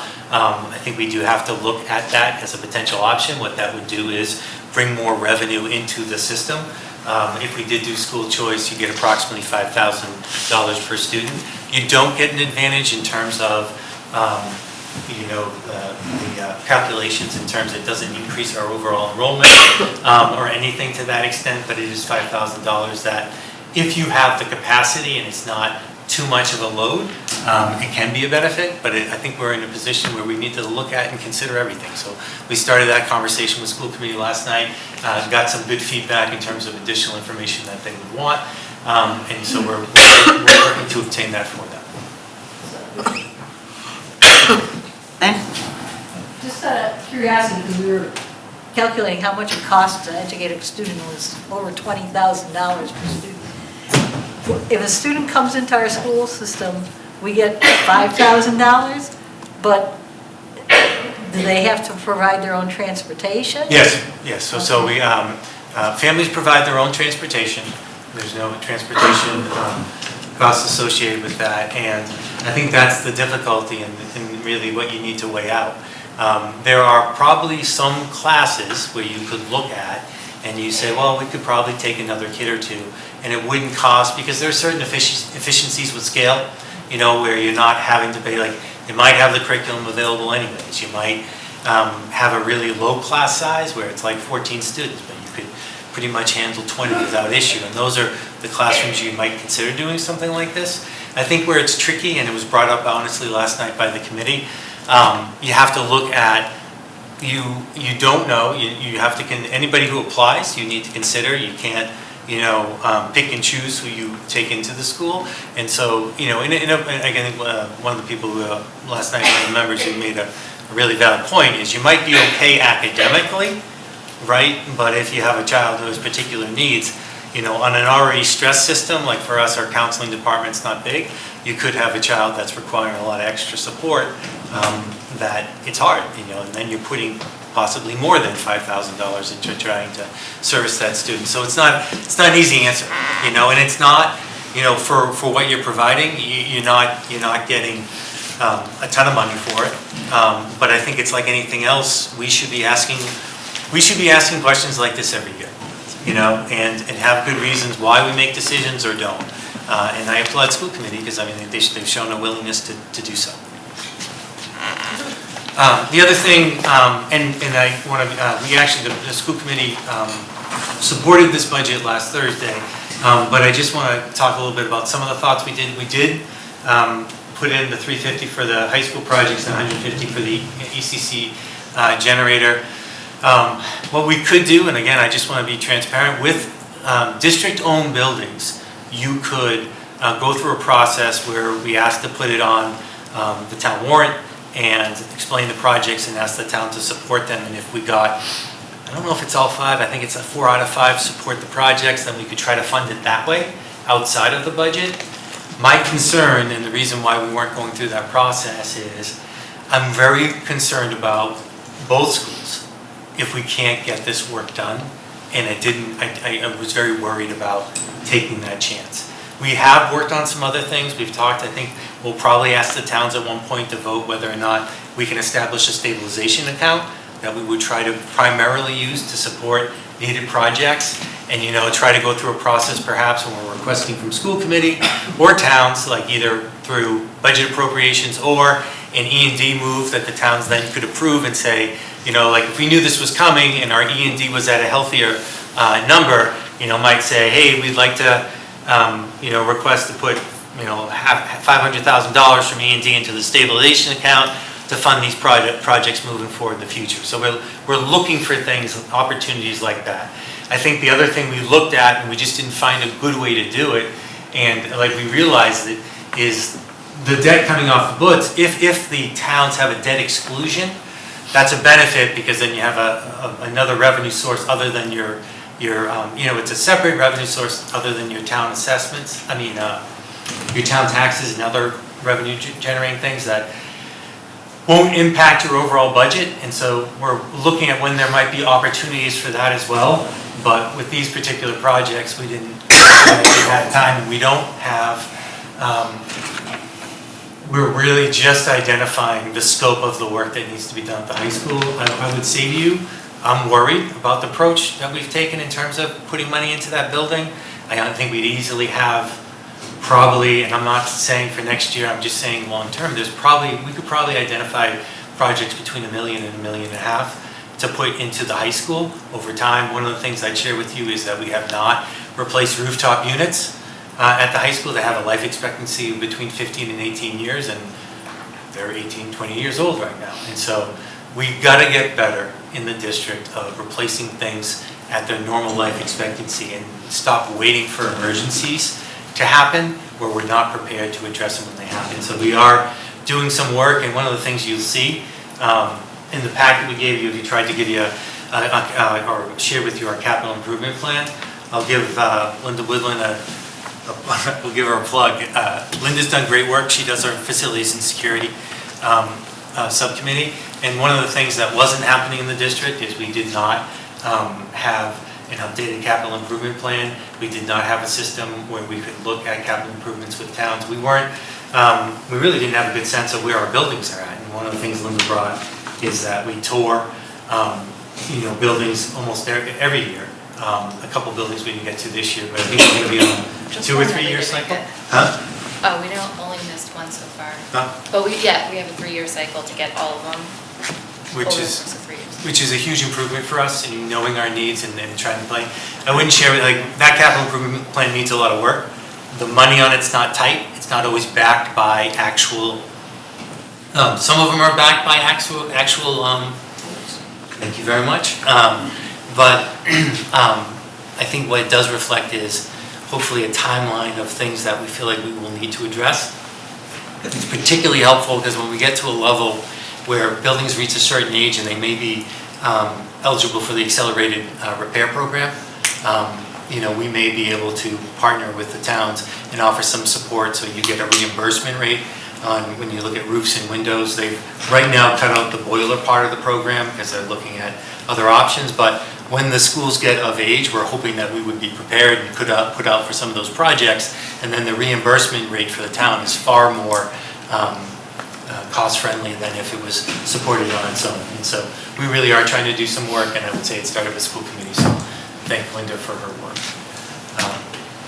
So I think the thing I would want to share with people, and this is why we've gotten to this point, and this really was, I think, our goal when we got to the budget, is we really desperately wanted to preserve personnel if at all possible.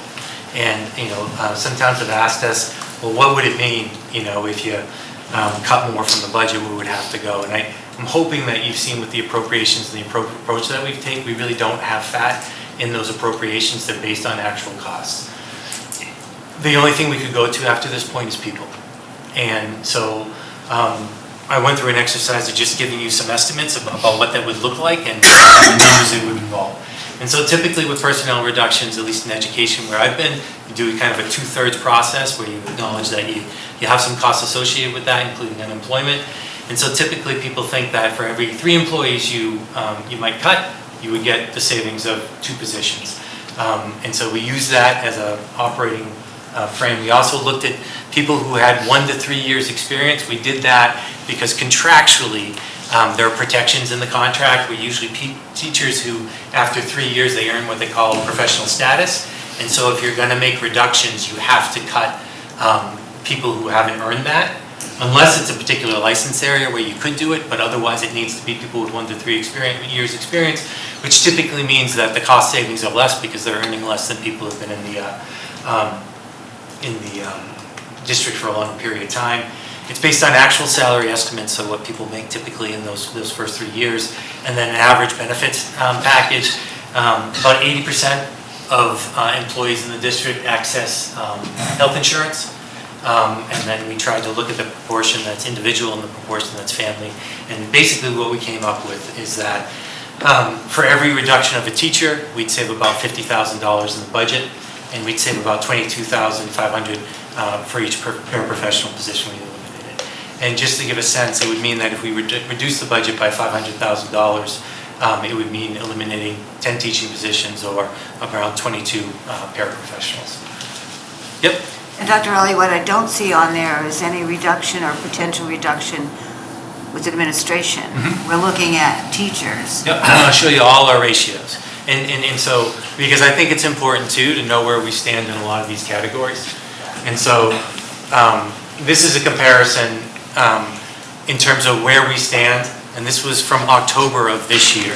And if you look, this is a comparison to our DART peers, and these are peers who the state of Massachusetts say we have a similar makeup to, they compare us in a lot of things, including our educational performance. And so if you look at our DART peers, this is the ratio of students compared to the number of administrators, and you can see at Wachusett, we're at 0.6%. These are not, these are not district schools though. These are not school districts. Yeah, they are. All of them? Yep. They're single town districts. Single towns, yes. They don't have the 5-town component. Yeah. I would make the argument, I'm going to be honest with you. I don't think with the size of our district and being regionalized, we have a lot of efficiencies in terms of administration. I think the other thing in terms of a regional is, unlike towns where you can share the human resource cost a lot of times, we are doing our own benefits and other services. And so I think we have a slide, because I think we had a comparison for the regionals, which I'll get you. But I would just share that we really don't have a level of administration that I think people typically think. We don't. And we were able, I'm very thankful that we had a curriculum director, but it was also very surprising that a district of our size, we're the 25th largest district in the state of Massachusetts. So the fact that we didn't have a curriculum director, it was very surprising. So that's for administrators. For teachers, we're not super high. I'd say a little bit below average. And I think this is why I would just say it really would be devastating if we cut our teaching staff. For paraprofessionals, we're higher than a lot of folks. When I talk about efficiencies, those are some of the positions we're looking for, and I think people think I'm an anti-paraprofessional. I'm not an anti-paraprofessional, but I always feel like we should have the right positions supporting kids. And if, like I said to you, we take it very seriously what we're spending our money on, and we feel like every time we have a vacancy, we should be looking at, is this the position that's going to have the maximum benefit on kids? But there are higher communities in terms of paraprofessionals as well, but really only Shrewsbury. Student support staff, so this is counseling staff. Again, we're tied for the bottom on that. And then this is for clerical staff. Milton's a little bit lower than us, but otherwise we're at the low end. Westford really ought to look at theirs. Yeah. And just to share kind of what this is based on is at the end of the year, is it EPEMS at the end of the year? I always mess it up. And so we do SIMS in October, which looks at our student population, but then we have to report to the state EPEMS, which is staffing information at the end of the year. And so this is all calculated through DESE. It's on the DESE website. And for us, I think it's a fair representation. I would prefer to see the regional school comparisons as opposed to individual towns. This is just technology staff. So, and I'll send it to you. We had the regional school administrators, maybe we could take it out. I hear you, and yeah, I think that the administrators, that might be the only one that would have a different impact, but the rest of those are, even administrators, because it's principals are considered in that group, it's principals and then central office staff. Yeah, but you're talking per 100 students, so when you're comparing to how many principals each of our towns have per 100. We only have, well, there's only one principal in each school, so you gotta imagine other school districts, it's usually one principal in each school. So assistant principals aren't in that group is what is the No, question. I'm pretty sure it's just principals and directors, the central office. We can send it to you, Bill, in terms of. We can look at it. It's, they have a couple of designations. One of my questions, and I'm not sure, I couldn't answer this for you because I'd have to look at it, is for paraprofessionals. How do they capture, say, we have some ABA tutor positions, are they including that as well? I'm not sure. What I do know is the qualifications or the categories have the same standards for all the schools. And so there should be accuracy in the numbers because everyone's given the same direction about how they capture the staff. Just, sharing that we did get the governor's preliminary budget. We've had a couple of meetings, including tonight, in terms of meeting with town officials, and I think with Sterling, it looks like May 6th, you're going to have your town meeting. We're certainly willing, and if any information would be supportive, or people would want us to do a small presentation at the meeting, we're happy to, as long as we're behind some sort of cage or screen. Bulletproof glass. Oh, you're scaring. I'm intending to. So that's it, and we're happy to, like I said, and I feel bad, George, we weren't trying to fall short on you on that other stuff. I think we just wanted to have accuracy. The reason I asked for 25 is we're trying to look through a windshield and not the rear view mirror. I mean, you're looking at 23, you're looking in the rear view mirror. Who cares? It already happened. So what we were focusing on is through the windshield, 25, and where's that going to lead? So that's why the 23, I mean, it's nice to see it, but so what? Yeah, I got you, and I think for us, it was just we had certainty in those numbers because I they're heard vetted you. by the state, and so. Yeah, so right. if it takes 2 months, it takes 2 months, but I think it should be a routine year. Thanks. Okay, Can we entertain any more Q&A while we have? very quick. We've already kept these people here for almost 2 hours.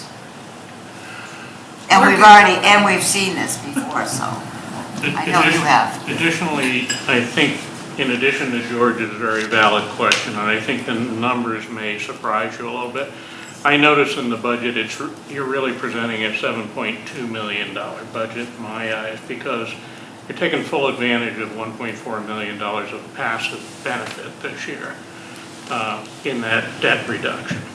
Great, we're all happy that it happened, but had it not happened, that would have been a much larger number than you're presenting. I'd love to hear you talking about next year coming to us with ideas like collaboratives to help without affecting the education that students receive, a more efficient way of doing things. You haven't been able to be in that mode because you're in budget recovery mode. You see you starting to, crack on coming out of that budget recovery mode and actually be, on the offensive a little bit. So, a little bit more of that. Perhaps looking at other things harder, like the transportation. That was a big part of the nut up there, is transportation. You know that. And having one bid is very disappointing, And are there alternatives to that would encourage more bidding? De-regionalization of the transportation. Yeah, we had somebody from Paxton, I believe, suggest that, and I think we do have to look at those things. And I don't think we're going to be in position to do it next year, but the other thing on our list, kind of short term, in terms of transportation, is looking at the out-of-district transportation. I think it'd be difficult. Worcester did it. Or they did their own fleet in terms of buses. I think at some point, I think it depends on how we look at, we're in the midst of looking at our population growth in different towns and really trying to equal the playing field in terms of what schools have, but also keep them at a good capacity, where they're functioning in an efficient manner. I think we might look at the ability to offer or look at funding our own transportation in terms of some of those out-of-district placements. But there'd be a lot of work to do around that. But again, I think what we owe is that we looked into it and we have the answers, and we don't just get away from, education. Typically what you hear is, well, that's what we've always done. And that's not a good answer. No, I hear you on that. And you got like a 3-year lock, and then you have some optional years after that. So you got 3 years to work on that. I think where you are locked in, but it would be good to take alternative views on that. Maybe Amazon can help you out with that. Jesus. Now, do you have anything to ask or add, or how the school committee came about? So I think that Dr. Riley adequately described the school committee feelings of, we really wish we could have added more. When we took our vote, I had just a list of things that we were hoping for when we took we had our budget retreat in January before we knew the numbers were going to be this surprising. And we were looking at adding in the better technology for teachers. We were talking about adding in teachers, especially at a place like Choxit, where there's a lot of scheduling requirements that are hard with the number of staff that we have there, but we can't address it head on the way that we were hoping. Adding in health curriculum, we were talking about media specialists and library teachers. We were talking a lot more about the strategic plan. We were looking at the rooftop units in the future, and the fact that if the heat isn't working in a building, we have to fix it, and how those surprises come up, and trying to get out ahead of those. It's really disappointing that we can't tackle those issues because of where the state came in. And so I'm really hoping that with enough movement, I appreciate the letter that you had shared from the select board and the FinCom to the state regarding the inflation rate and the spot we're put in with Chapter 70. And that's why I drafted one and suggested to our chair to see if the school committee can send our own. And so that motion was approved last night. So hopefully that'll be drafted soon and sent on. I think that we do a lot with a little, and it looks like there's a lot, but when it's spread out, I think that there's a fallacy in regionalization. There's this assumption that you don't need as many people to make the machinery work, but it's, at the end of the day, education is about people, and it takes people to raise more people. So I wish that we could have added more services, especially considering the assessment that the towns are looking at for what amounts to basically a level services budget. It's pretty disappointing that we're in this position. So, Well, on our end of the spectrum too is, you know, schools asking for all this, it's 50+% of our total budget. And, you know, we need to keep our staffing too and our services to the level that we've gotten used to. So, you know, everybody's in the same boat. exactly. With different interests. I mean, we have 8,000 people that we have to think about, and how many students do we have total for Sterling, you know? So it's kind of a mixed bag of who gets what, you know? So, you know, it's just something that every town has to struggle with. So, all right, well, again, I thank you for coming, and we will take this and digest it, and we'll be talking again, I'm sure. Would you entertain one more question? No. Please, with all due respect. Mr. King? One of the most important elements that you stressed in the beginning is the loss of the Chapter 70 money in the Hold Harmless. Outside of 211 communities that share the same fate that we do, there are a lot of other communities that didn't suffer that fate. Those other communities did suffer the same inflation-induced rate effect on it.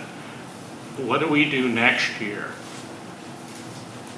to find ourselves outside that 211 communities and to get it back again? Because it's significant. You mentioned that, it's significant. No, absolutely. And so I think we have to, one of the things that I've become more cognizant of in terms of when I look at school experiences is we can do a better job of holding on our students who transition from the 8th grade to the high school. And so we're losing students every year. We're the cohort, I don't want to give you bad information right now, but say an estimate that you might have a class size of 560, but it becomes 490 or 480 at the high school. And so one of the things, we're doing a couple of things. We're trying to better predict when things like this may happen and to make sure it's, you know, this was horrible and I never want to go through this again, but I think we have to be mindful. Look, depending on, and we've gotten a draft of the study we commissioned from Central Mass Planning Commission, but it's in draft form, but we'll certainly share it when we get it fully. It does a better job on kind of just a cursory review in terms of knowing where we're going to be. Their prediction is we're not going to be in the same position next year, but they also have concerns, I think, 3 or 4 years out. And so we're doing a couple of things. We're trying to predict better and have better planning. I think that the other thing we're doing is we're looking at things that are under our control. So we have to ask ourselves, right? I'm not aware of it in Sterling. I do know in Holden that they've reached their capacity for placements at Monty Tech. And that wasn't the case 2, 3, 4, 5 years ago, right? So we have to ask ourselves, are we offering the experience that our students and families want? And if not, what do we need to change? And we are doing some work on that too. And so some of the work we're doing at the high school, another grant we got this year, we had a $75,000 grant for pathways. And so one of the things, Vogues are great actually in that they, I don't want to pump up Monty Tech before they come in or Tom Brown, but what's really cool about them is you potentially can learn a trade if that's a child's interest, but what they really do well is they connect learning with like true life, connections, and that's really important for kids. And we haven't had a lot of those opportunities for our kids at the high school. We have a couple. They have a banking program, they have an early childhood program, but they've started to expand that, and that's what the pathways are. And so we're looking to kind of expand that, so we're not kids who may not want to go to a Vogue school but are interested in other things and want to see value in their learning, that they'll have some of those opportunities. And our hope is that that'll help us hold on to kids, because it's a double-edged sword. The towns are paying a larger assessment to the vocational schools, right? Because typically, and some of those towns can stay closer to the foundation budget, but that's because they also get a much higher reimbursement rate than we do per child. And so, the town wouldn't be paying towards those tuitions because they wouldn't be as much, and then we're holding on to those students, and we're getting state funding for that. So that's one of the things we need to do in terms of work, look at our high school experience in particular, and say, why are we losing kids? We're always gonna lose some kids, but we have to ask ourselves, can we do a better job at that grade level and retain some of our students? The other thing that we have to look at is, and I don't think these numbers have increased, but I think we have approximately 300 students who are school choice out. And so these are people who are in our district and they're choosing to go to another district. Sometimes that's as simple as that's where their parent works or other things, but sometimes it's because they find a neighboring district more attractive. And much like we have to do in terms of why is there a drop off from 8th grade to 9th grade, we have to ask ourselves, why are kids choicing out of the district? And look at, are there some improvements that we can make, or are there some services that we're not offering that we should be? And some of this work is, it's in the strategic plan, for us to ask some of those questions and look at the experience we're offering our students, and hopefully, because I think that's where it starts, is holding on to the kids who are naturally here and giving them the experience they want and try to retain them so we don't have these fluctuations. I think what I've learned about hold harmless is it's particularly destructive when it's actually a benefit for districts. Michelle will tell you, she comes from a district where, what'd you tell me, around 1,600 at one point? It was like 1,700 and down to 1,300. And so for I was in one of those districts who had trouble meeting that school spending. But the advantage in that district is they're losing hundreds of kids, or 50 kids every year. And so when you compound that, like, they're actually, they have less kids to service, and they're staying at a rate where, that they Chapter got. 70 stays the Right. same. That's it. So- And so it's actually it's a true benefit for those towns. We really, in particular, if we're in a cycle where we're in risk of this in 3 years, we're in trouble. It's going to, Jim. Yeah.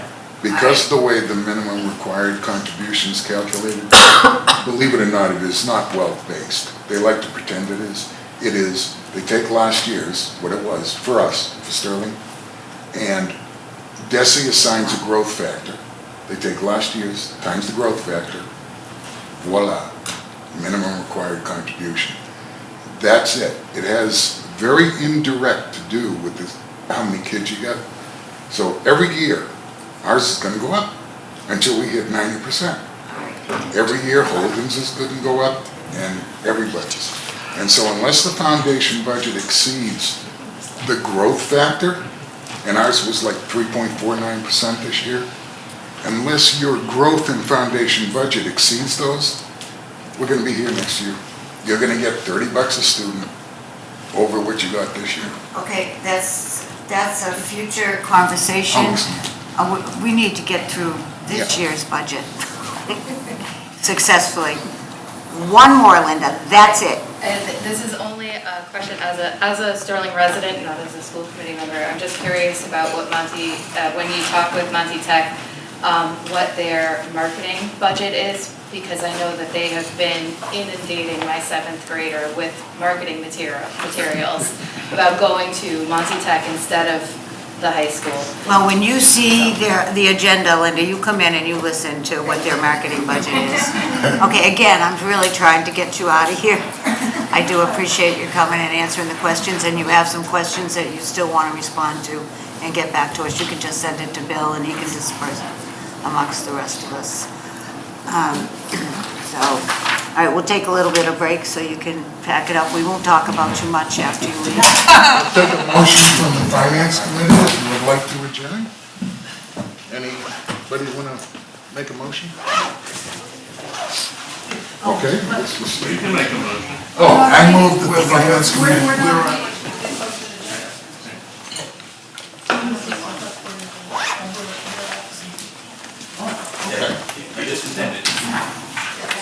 Wait, George. Let's go. Thank you for all the work you're doing on the Yeah. budget, we really appreciate it. Thank you. We appreciate the support. We do. And understand the questions. Can I take a little bit of break? I'll show you how it works then. Okay, for reasons. I think that maybe I should. Joe, I just got this at 4:30.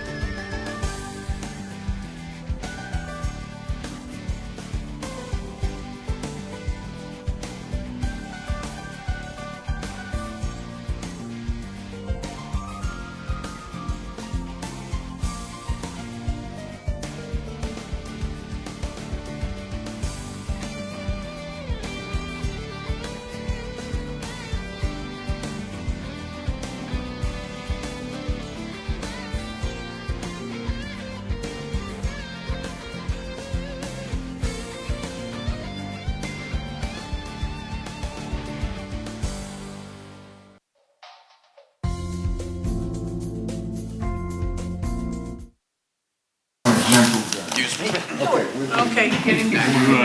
Don't hurt yourself. I'll talk to you later tonight. Next on our agenda is the request by the Choxton School to use the beach for their 8th grade graduation. Nobody from the school is coming, right? I invited them. Okay. Well, maybe they came and left. But anyway, we've done this for the last few years. It's been no problem. They set up, they pick up, they're pretty respectful. So I would entertain a motion to say yes to the school. So moved. All those in favor? Smith, aye. Okay, and we already did Gibbs. And then, Bill, what do you want to do about this DPW facility committee? So over the last couple of years, some funding has been put aside to look at the long-term uses of the building or a new building for the DPW. They are requesting that we formally set up a committee as outlined here. One member of the Department of Public Works Board, one member of the Select Board, one member of the Finance Committee, and 2 members of the public. Ex officio would be Ryan and myself. And then obviously there would be representatives from design and engineering team, architects, whatever as we moved along. So this would be to formally set that up and eventually, look to advertise and fill that. So advertise what? For another member, like finance committee? So this would be to establish the committee first. You guys have to do that, and then allow us to advertise that and throw it on the website and whatnot. And then eventually, obviously, put it on their agenda, our agenda. Good. And 2 members from the general public. Yeah. So we would have to advertise. All right. The David? first step would be to set it up. I make a motion that we move to set up a committee, allow the DPW to set up a committee for their building. Central building project. Central Building Project, is that what it's called? Public Works Facility Committee, yep. It's right, where is it? First sentence. I'll second that. Any further discussion? All I would say is this is a better way to do it as opposed to throwing out numbers like we've done the last few years. That just didn't work. So this would be a more... So that, using that funding that they have would now be able to move forward with that committee. Okay, all those in favor? Smith, aye. Grants and I. Okay. And then we can skip the scholarship thing for right now. Unless we have, do we have any applications for that yet? No? All right. So the discussion was going to be around opening it up to other students, not just high school graduates right now. But I'd rather wait till Kirsten's here to get her input also. You okay with that, David? Absolutely. All right, and then, so we'll do that the next meeting.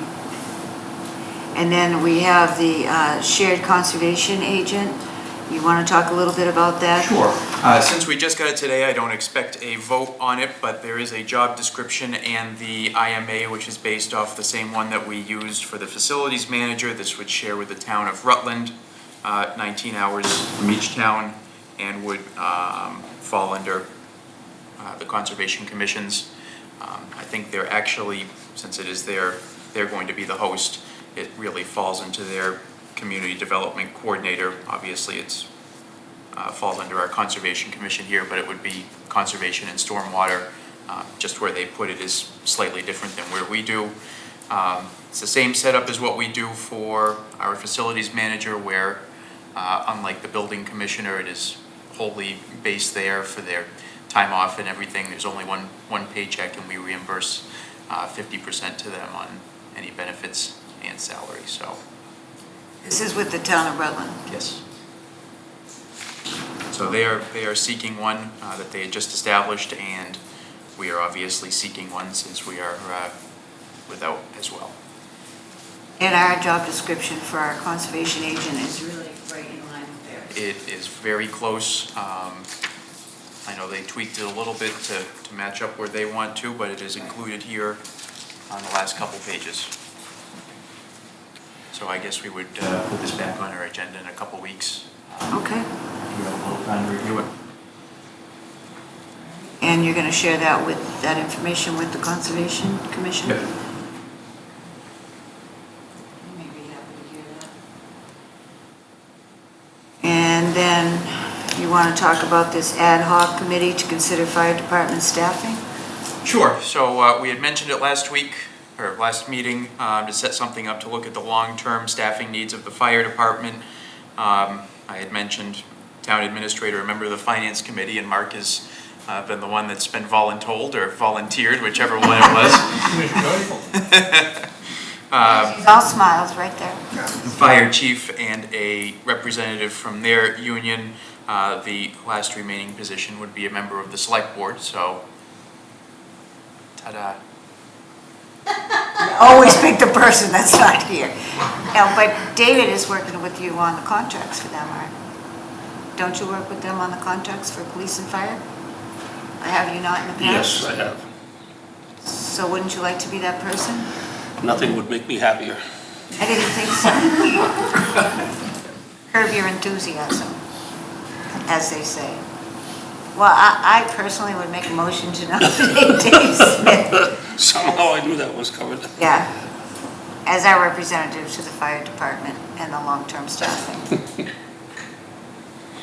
So moved. All those in favor? Smith, aye. Not going to entertain any further discussion. No, it's not going to get me anywhere. All right, thank you, David. And now that we have filled that, I will reach out to the entire group and see if we can get something set up in the next few weeks to at least get the ball rolling. And I know that the association had given some information to the Finance and Capital Committees recently, in the last couple of weeks, regarding stuff that they had looked at back in 2019, 2020, 2021, wherever it was. With an update. Yeah. And, obviously look at that information, where other towns are, what our staffing needs are based on call volume and those types of items. Tom gave that to me electronically. Would you like me to send it to you and Dave? Yeah, you got it probably readily available, have otherwise, I think I've got it, but I'm not 100% sure. Yeah, he handed Does it Mark out. have it? Yeah. He handed it out, I had a paper copy, and You then I have asked it? him for an electronic. Okay. And he gave it to me, so I'll gladly send it to you. Not to me, to David, Bill, Mark, as long as they all have it. No, I definitely have a paper copy, I'm not sure if I have one electronically, otherwise I think we can get it from Tom Okay, if you want. I'll send it, no big deal. Perfect. Okay. And Sterling cleanup day. So, Sterling Cleanup Day traditionally coincides with Earth Day, which is Monday, April 22nd.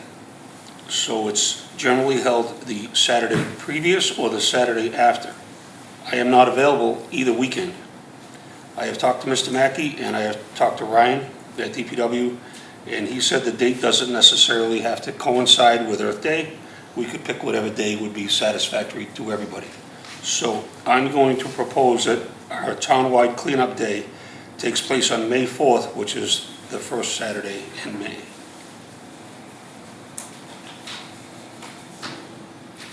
Okay. And you threw that date out at Ryan? He said pick a day either end. I just was talking to Mr. Mackey prior to the meeting tonight, and I think between the two of us, we decided later would be better than earlier, because we still might have the chance of some snow or foul weather earlier in April. This is true. Nothing would surprise me. So unless somebody has any other choice or input, I think May 4th, Saturday, May 4th would be the date for our townwide cleanup. Is there any concern, Maureen, about being really close to town meeting? Is there any impact that you I can don't see how it would affect that at all. Actually, it might be Maybe we should- beneficial. Maybe we should do it after town meeting and they can pick up the signs. No. No concern. My guess, Joe, is a lot of people that are going to participate in town cleanup are not going to be at town meeting anyway. They're mutually exclusive. Wild game. Wild guess on my part. So I would entertain a motion to, yes, hold Sterling Cleanup Day for May 4th, 2024. So Moved. All those in favor? Smith, aye. Okay. The other group that was interested in that, David, was the Economic Development. As you know, they're the ones that started it with Mr. Mackey that many years ago, and I'm sure everybody's already told you signage, et cetera, and so on is already available. Right, Richard? Okay. All right. And then the town meeting warrant discussion? Sure, so this is a preliminary draft of the warrant at this point. Right now, we're at 28 or 29 articles. So I would imagine that unless there's any issue with the finance and capital committees, maybe we put it on our agenda for the next meeting to do our recommendations then, because Right. then it's gonna get to town council and printed before then, so I don't know if you folks are available. The next meeting would be 27th, the 27th. maybe do a joint meeting for recommendations, because I don't see a whole heck of a lot changing between now and, Do we have the latest copy of it? I don't. No, we don't have any copy of This just it. came today. Just came today, so, Just yeah. printed Which it. is why I prefer to wait until, yeah. you know, the 27th. And the warrant closes at the end of the week as well, so Yeah. anything can, you know. Do you have an e-copy so that we can get it on our FinCom agenda prior to that and have a discussion? Once I'm past the first draft and warrant closes and that stuff, you'll definitely get one. Okay, That's yeah. the 15th, right? 27th. Oh, the warrant Oh. closes, yeah, Friday. So, This Friday. So that just means, Wednesday, March 27th. Yes. yeah, and that, the warrant, yes, we'll vote to close That the will be warrant as on, close to the final version as possible unless we change something, you know. it just means that there'll be no more articles accepted after Friday. No more requests or anything like that. So, Well, I think that's where our concern lies, is if we do want articles in there. We don't know what's on there right now, I guess. So that's why I'm going through it. Yeah. could we get it jointly with you, just so we can just peruse it? I know you're still making draft changes, but. fine. Article 1 is the town budget. Article 2 and 3 would be the required assessment for the school district. Article 2 is the required minimum contribution. The third article is the above minimum contribution. Fourth is Monty Tech, and the fifth one would be the budget request for a firefighter paramedic. So those are the 5 budget items that come up. The consent agenda, which obviously typically get lumped together unless something gets held, would be if there is a need for snow and ice. Currently, we're pretty close to budget. We'll go over. We do have a little cushion from the previous year, so it looks like we should be okay and may be able to remove some of that. The elected officers' compensation, municipal light board compensation, funds to go into the stabilization fund, funds to go into the capital investment fund, funds to go into the OPB trust fund, and the reserve account for FY 2025. The next one would be the ambulance receipts to be returned to the capital investment fund to pay down the fronting of the ambulance from last year. And then the funds from free cash to go into the opioid relief account. 15 would be those prior year warrant articles that would get recaptured. It's highlighted because there are ones that are going to come off of that or change. But that's why it's a draft. So that's the end of the consent portion. 16 is the water operating budget, which if we do borrow may change the debt service a little bit. Well, when we do borrow, we'll change the debt service a little bit. Potentially, I think it might be budgeted. We'll see. Then the water department capital. So those are our enterprise funds. I guess that was one thing I was interested in, is how we've broken out capital different ways in different years. And we were keeping in mind kind of the suggestions from UMass of projects that really aren't capital per our definition of $25,000, whatever. So we were just kind of amongst our committees saying, well, how should we split that out this year? It's going to be the same article as it was last year, just different projects. So everything all together? Yep. Because we were thinking we might want to split it out based on the UMass recommendations or whatever, but, so that was why we were interested in what you've got. Yeah.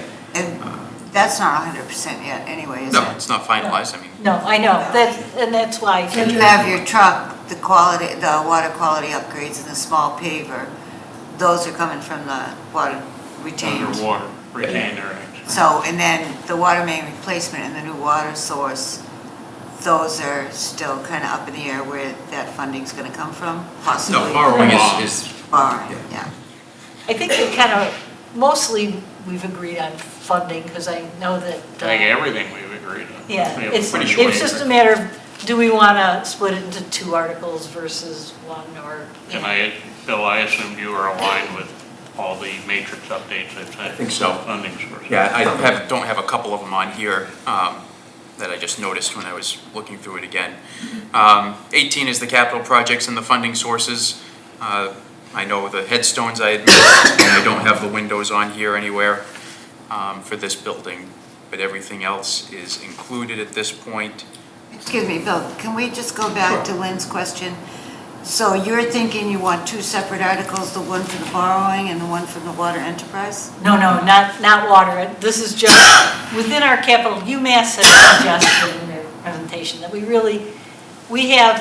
we list under the capital umbrella a lot of projects or some projects that are $8,000 here, and where our definition of a capital project is $25,000 and a 5-year life. They thought we should separate those out. Now, we tend to always, the little ones we kind of do from free cash anyway, but, you know, we just thought that might be one step towards going towards their suggestion. We don't necessarily have to do it this year, but it was one of the things I was interested in, seeing how Bill was. Well, putting it. yeah, it wasn't break it out on the warrant so much as break it out as we track it and what we actually do with it, so. Yeah, well, you know, so.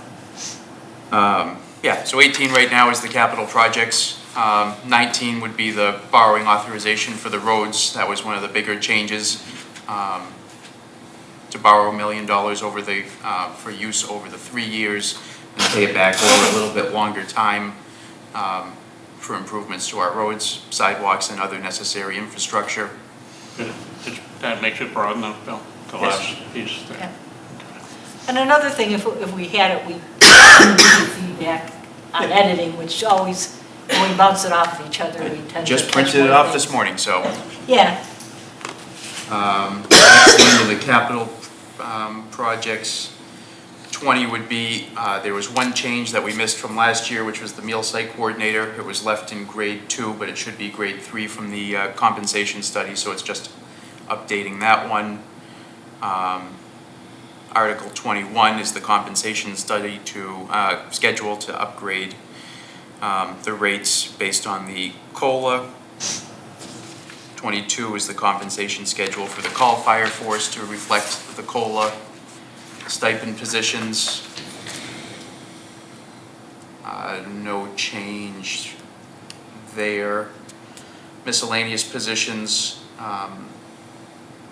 one change would be the seasonal truck driver from $25 to $30 per hour, based on Ryan's needs to fill those positions.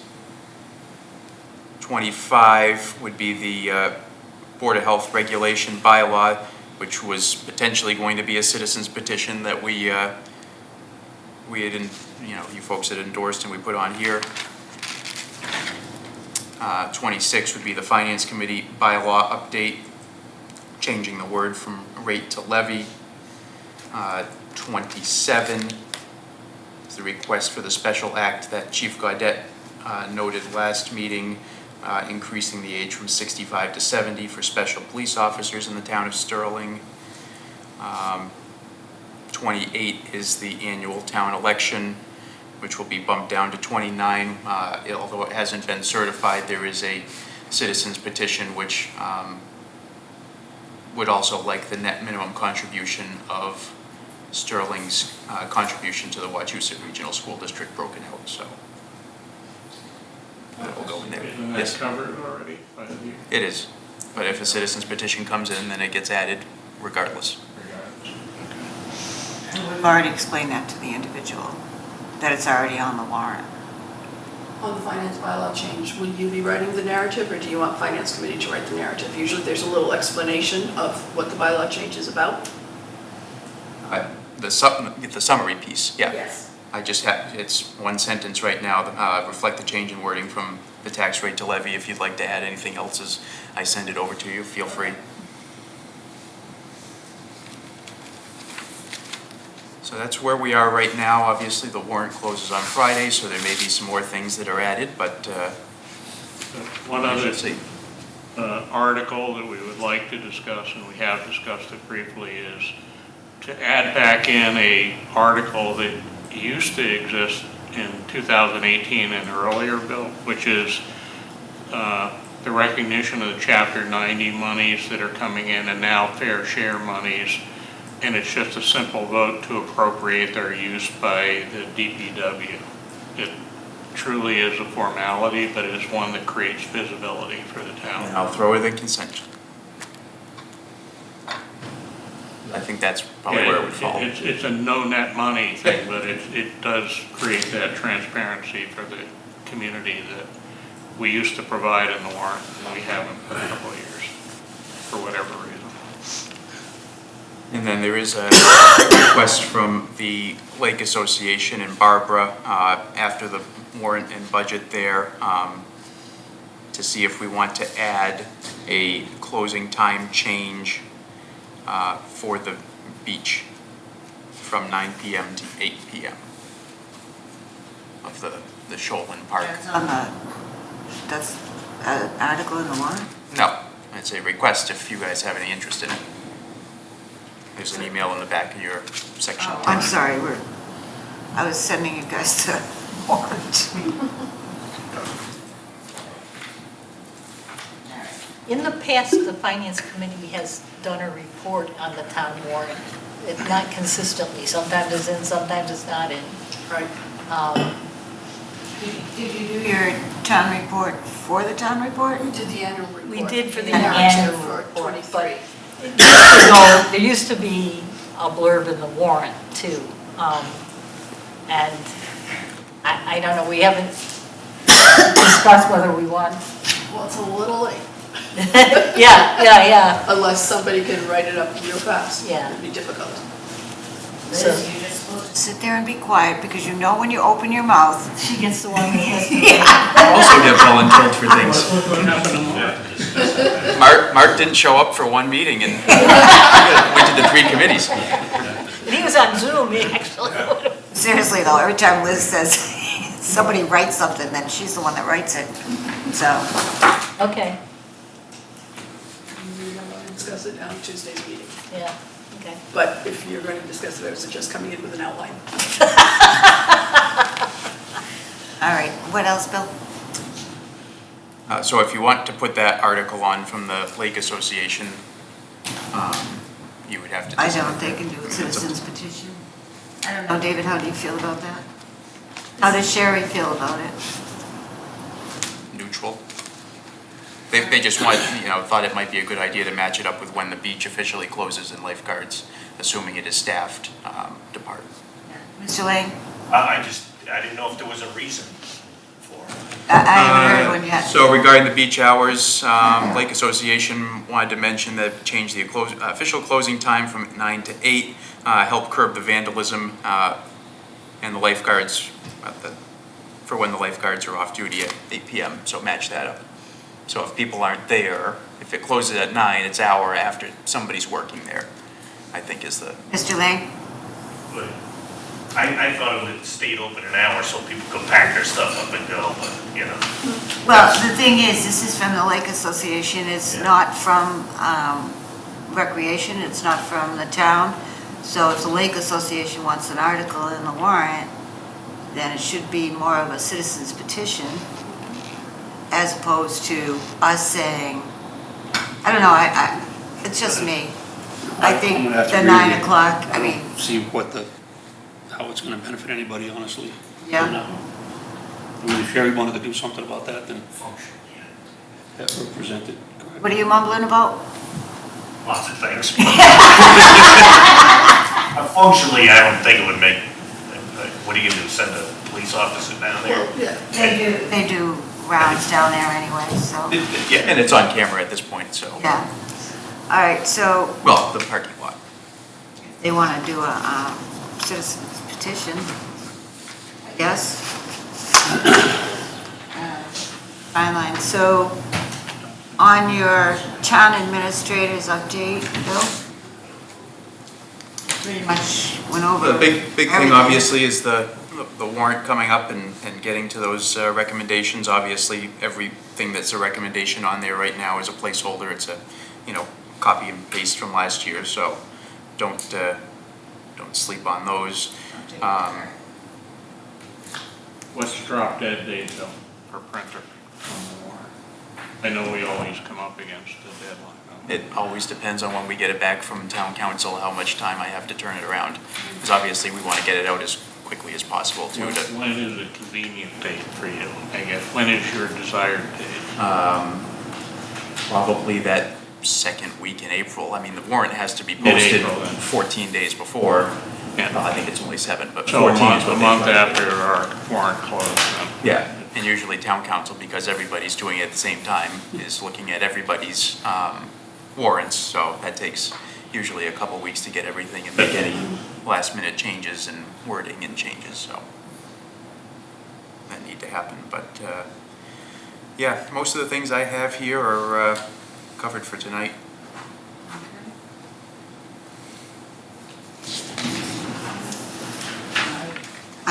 David, anything else?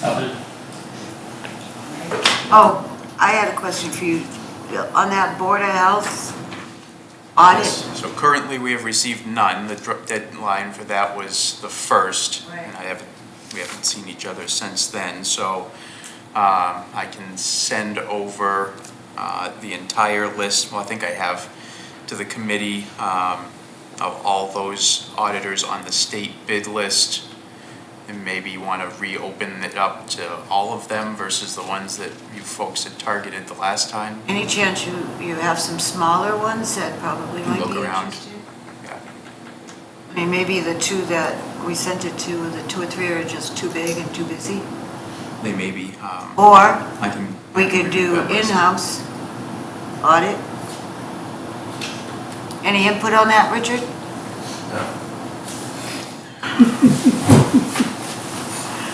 I don't remember what the article said right now, I'd have to read the article, so that's, Yeah, do you remember, Joe? who asking me? No, now it's Joe. Oh. I finally asked him to say something and he's speechless. It has to be motivated to understand more, Well, you approved a $10,000 financial, We did. yes. For the purpose of auditing. an audit for the BOH. Right, and it covered, I think, the finances and operation in that audit. Right, And- yeah. and beyond that, you really. But can we use it in-house as opposed to going out? I don't think it's specified. I don't think so It either. was supposed to be an audit firm in conjunction with They have MMA or the specified state an or something. independent. Oh, yeah. Yeah. All right, so we'll have to look at that, but we haven't gotten any I'm quite responses. sure the yet. word independent snuck in there already. Yeah. I don't have it. All right, so then we'll look into travel that. Probably is off. And then, also, nomination papers are still available for all of the elected boards and boards, and kind of surprising. So they're available until the 21st, and then you return them to the town clerk on the 25th. So you got the DPW, the Board of Health, the Board of Selectmen, the Light Board, who am I missing? Moderator, School committee. school committee, Oh, it's in the back of the library, all of those positions. So you can, if you, anything you're interested in, you can grab some papers by the 21st and then get them returned if you have 42 friends and families that will sign for you, and return them for the 25th. It's the planning board, that's the one. And assessors is on there too. And the assessors. The thing that is bothersome, if we leave a blank on the ballot for any of these positions, then anybody can get written in, and for 5 votes, you can be on a board, an elected board, and in the past, historically, it's been an issue for that person to step in there without So it's due either process. 42 signatures or 5 votes? It's kind of a sad story, but would you like me to write you in for planning board? Stephen, I'd love you. Oh, yeah, you're safe. We All have right. the kryptonite. So anyway, I would just really like to see more people get involved in something like that. And then I don't know who went to the Economic Development Forum this past weekend, Jack? That's great. Yeah, people are very positive about it, and Stephen did get some good input. It was fun. Yeah. Good treats, Joe, is the cookies okay? Cookies were great. Okay. I've never Down seen was a caffeine. red vote, a no vote in that process. I've Yeah. been in lots of those facilitated processes, and I've never seen, I've always seen vote for what you want, I've never seen vote for what you vehemently disagree with. It's a great tool. Yeah. I had a problem, every time I put a green dot, Liz would put a red dot right on top of it. So this whole budget season has been a little issue for you guys, I take it? So, other than that, everybody gear up for May 4th and David and Ryan's show as far as clean up Sterling. And if you have any students that would be interested in a scholarship, come see Kama. Or don't. Don't come see Carmen, just send me the paper. She don't want to see you. She doesn't want to get sick before she goes on vacation. So, that's it. It's St. Patrick's Day weekend. Everybody have a happy and a safe one. And if you need a ride, give me a call. You're gonna be a taxi service? On that note, well, I don't drink, so I could be your designated driver. Motion? Make a motion, we adjourn tonight's select board meeting. Sounds like a really good plan. I second that. Smith, aye.